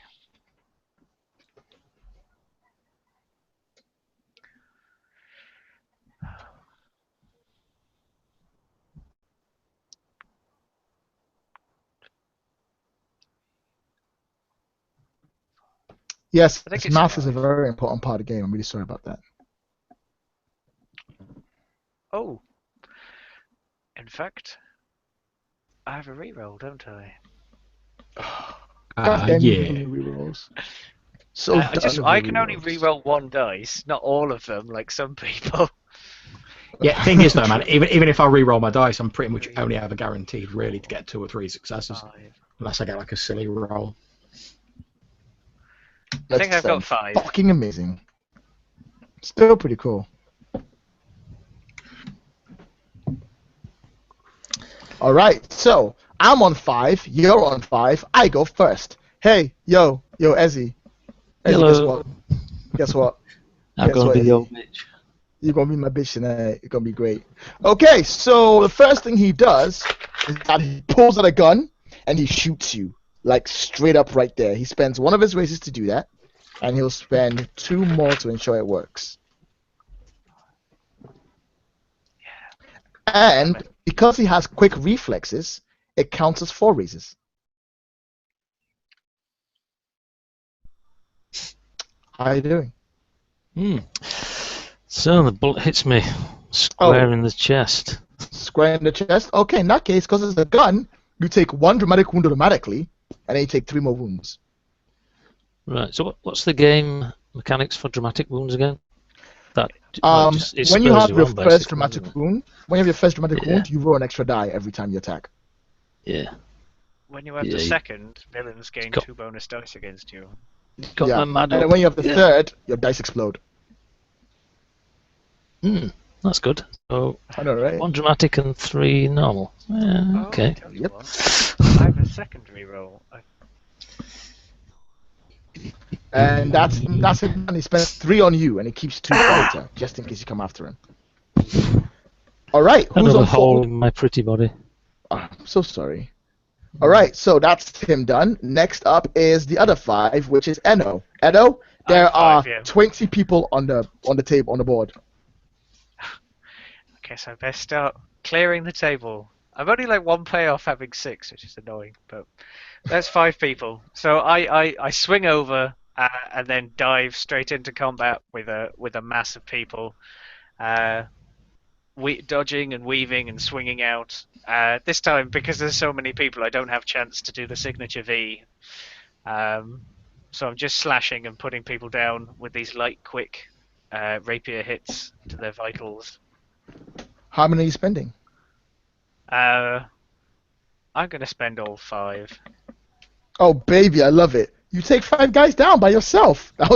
There's 15 guys left, Yep. which is pretty cool. Your crew, but they're all swinging in and fighting the other guys. But I'm assuming that's elsewhere and around you, Yeah. which is probably fair. The consequence is that you will take 2 wounds. So you take that automatically starting up with. And then next up is 4. Anyone on 4? 3? 2? I'm on Okay, 3. All right. So I'm 3. going to use 1 to successfully swing over, landing shortly after my friend Vespucci, and I'm just going to sort of land, so I'm sort of stood on the edge of the ship, pistol in one hand, the other hand holding the rope, and just like, and then leap into this crowd of people. 1 to success, 2 to take out 2 of the goons. Excellent. So that's 3 goons you take out, because every raise you put to each one, you do that. So you take out 3, so they're down to 15, 14, 12, and you have a consequence, which is 2 wounds automatically. So take 2 wounds to start with. And then I believe it is your turn, Mr. Ian. Yeah, Ezzy, 1v1 me, bro. I got 2 shifts, so I'm going for it. I'm going to try and I'm trying to kill him. I love it. So there you go. So I'm He just going has out 2 all back, so he will use his 2 to defend. It's his last 2 he left behind.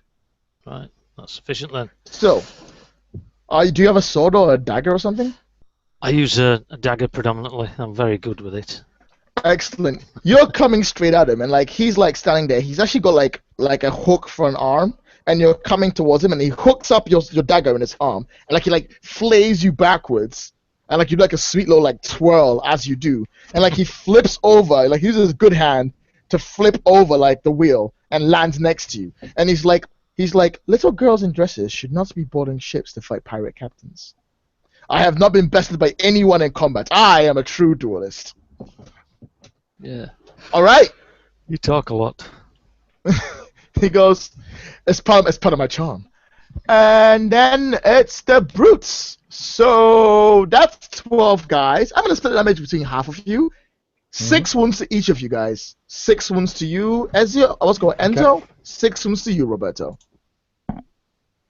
How are you guys looking? Yep. So every 5 wounds we take, it's a dramatic wound, or... Yeah. Well, I've got 1 dramatic wound. Nice. I am on 2 dramatic wounds and 3 wounds, so... I remember that. It's very important. Actually, it doesn't matter because you're fighting the weak dudes because they don't get to draw dice. So that's a good thing for you. All right, top of the round. Intense, boys. Let's hear it.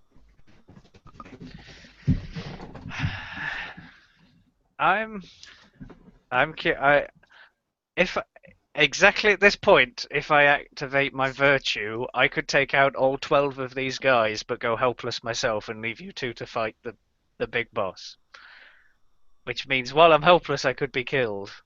But as long as there's only that guy... kill you if the players stop me. Yeah, but so yeah, as long as they keep the NPC, the evil guy, busy, he can't kill me. Do what you've got to do, man. So I'm gonna do that because it's cool. So I will have something like 12. So I'll probably be going first. 12 raises. So what? You simply just say, I have 12 raises. What, you just say I have it, to. I have to work it out. It's all my original, and then I'll spend some hero points, and then activate my virtue, and it should equate to about 12. Jesus fucking Christ! What? What is your virtue? My virtue is every single dice that I roll in that turn is a raise, but I go helpless afterwards. I basically die. Wow.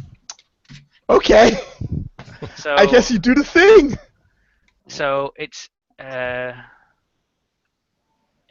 9, and then I could spend all remaining hero points but 1. If I can spend, can I spend multiple hero points at the same time, or? Yeah, I don't see why not. Although you're probably best off getting someone else to spend their hero points on you. That's point. If one person gives me a hero point, I can do it without spending mine. Take it with my blessing. Right.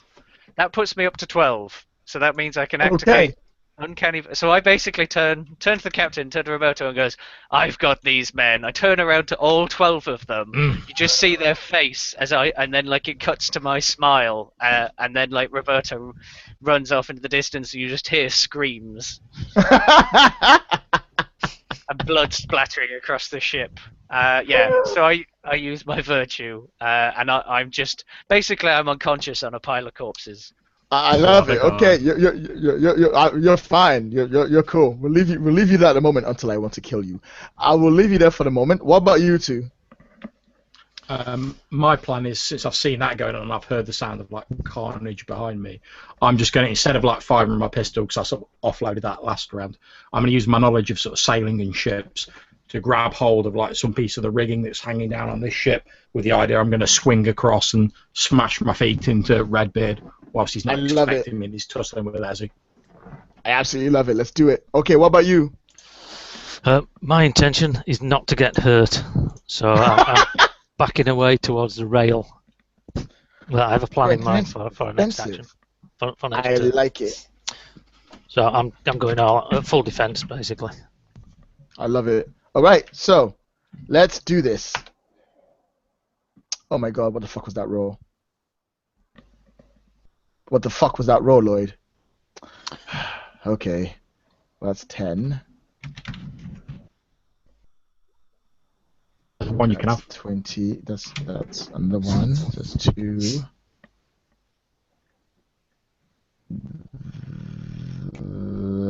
Sorry. Oh no. That's 10. That's 10. That's 10. Oh my God, math. Why? That's 10. Do I get extra dice because I've taken a dramatic wound? Yeah. Extra dice, Oh, yeah. yeah. Oh, You yeah. have to like dramatic wound. Yeah, you do. I forgot about that. What's my difficulty? Is it still 15 or has it gone back down to 10? It's balanced to 10. And I will pass myself that despair and give you a hero points because I love hero points. I don't give a fuck. I fucking love them. They're great. I don't know why I keep on despair points. It's not despair, it's danger points. It's danger. Danger. High voltage. So 4 for me. 1 weakness. Alright, 4 for me. And what about you? 3. Alright. Okay, so let's do this. So I'm on 4. He needs to watch out for both of you coming at him. His intent is to beat you because he hasn't seen the guy coming from the far. He will spend 2 to try and hurt you. And I will spend a despair points to activate his special ability, which is if he hurts you now, you automatically take 1 wound. One traumatic wound. Ooh. Bastard. I know it's great, isn't it? I'll have to try and counter that then. Well, I've got 3.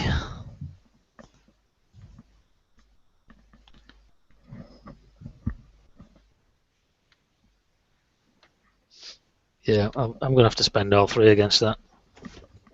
I think that's perfectly fair. So you spend all 3 to defend yourself, so you don't have enough to actually do what you want to do. And you don't have to stop consequences. But he comes up, he sees you there, right? And he thinks he's got you. He sees you sort of like looking defensive, and he's like, ha! He points his hook at you. The hook falls off, and there's a cannon like right behind his hand, and he fires it. My eyes open in surprise at that one. Whoa. And you're like, fuck! And you like sort of like do one of those like dramatic back dodges, and it just whizzes right past you. Like it cuts you, like you literally feel the gunpowder burning half your face off as it whizzes off over you. And like sighs, and he clicks his hand back on again. The hook comes back on again. Like sighs a little bit sadly as he approaches you again, coming forward. Who's on 3? Me. All right, go for it.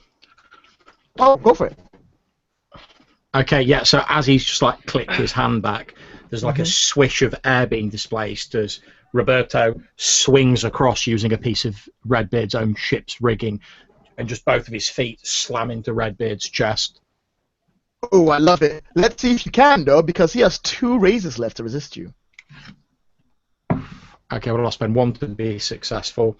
I'll spend 2 to overcome his 2 razors. Then I've got 1 left. That's enough, yeah. All right, you slam your foot into him.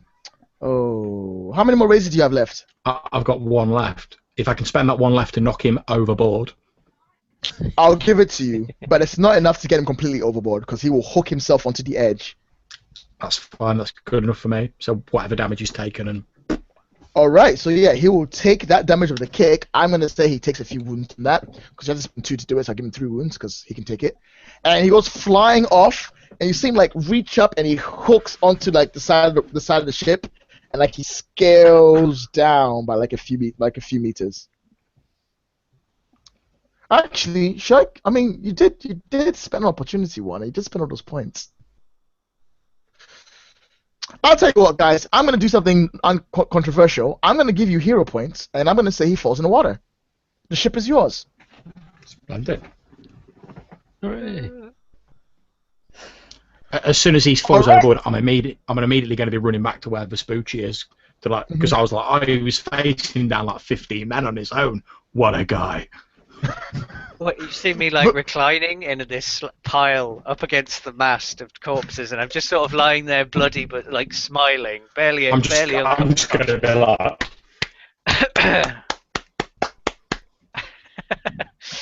I'll give you a very weak grin and kind of nod in your direction. All right, guys. I think you've got the ship. So after you might kick off all the crew and anything else, congratulations, guys. You have 3 ships. One has been run by Ezio the Terrible and his like pirate men, and one has been run by you, and one's been run by an extra guy. What's got an extra any extra person you want to take over the ship. But you did it, guys. The sun's coming up, and you've taken down the 2 ships that were following you. Congratulations. Set sail for adventure on the high seas. There's one last thing, because you still have a few things to worry about, but I think you guys winning this battle is a good place to almost end it. Almost end it, because you still have to have the big group meetup. So we're gonna cut to like maybe I'm sorry, Ian. Are you okay? Ian, are you right? Yeah, yeah. You're like this, Ian. You're like this. You're like, oh my fucking god, Lloyd. I'm sorry. I'm sorry. I don't know what's coming. Whatever it is, it'll be good if it's not to do with you. All right, so the over, final meetup. The final. I'm not gonna screw you over. You're fine. You're fine. I mean, I only have 5 to spare. The five of you. The 6 of you are in the room together. It's you. It's Leah. It's the 3 of you. It's Leah. It's Ezio. Oh, 5 of you. Yeah, 5 of you. The five of you are together. All of you are standing around, and like they're all looking at. All of you are looking. The 2 of them are looking at you guys, and like, right. So, what now? We pissed. Lady, So if you wouldn't mind the map, please. yeah. About that.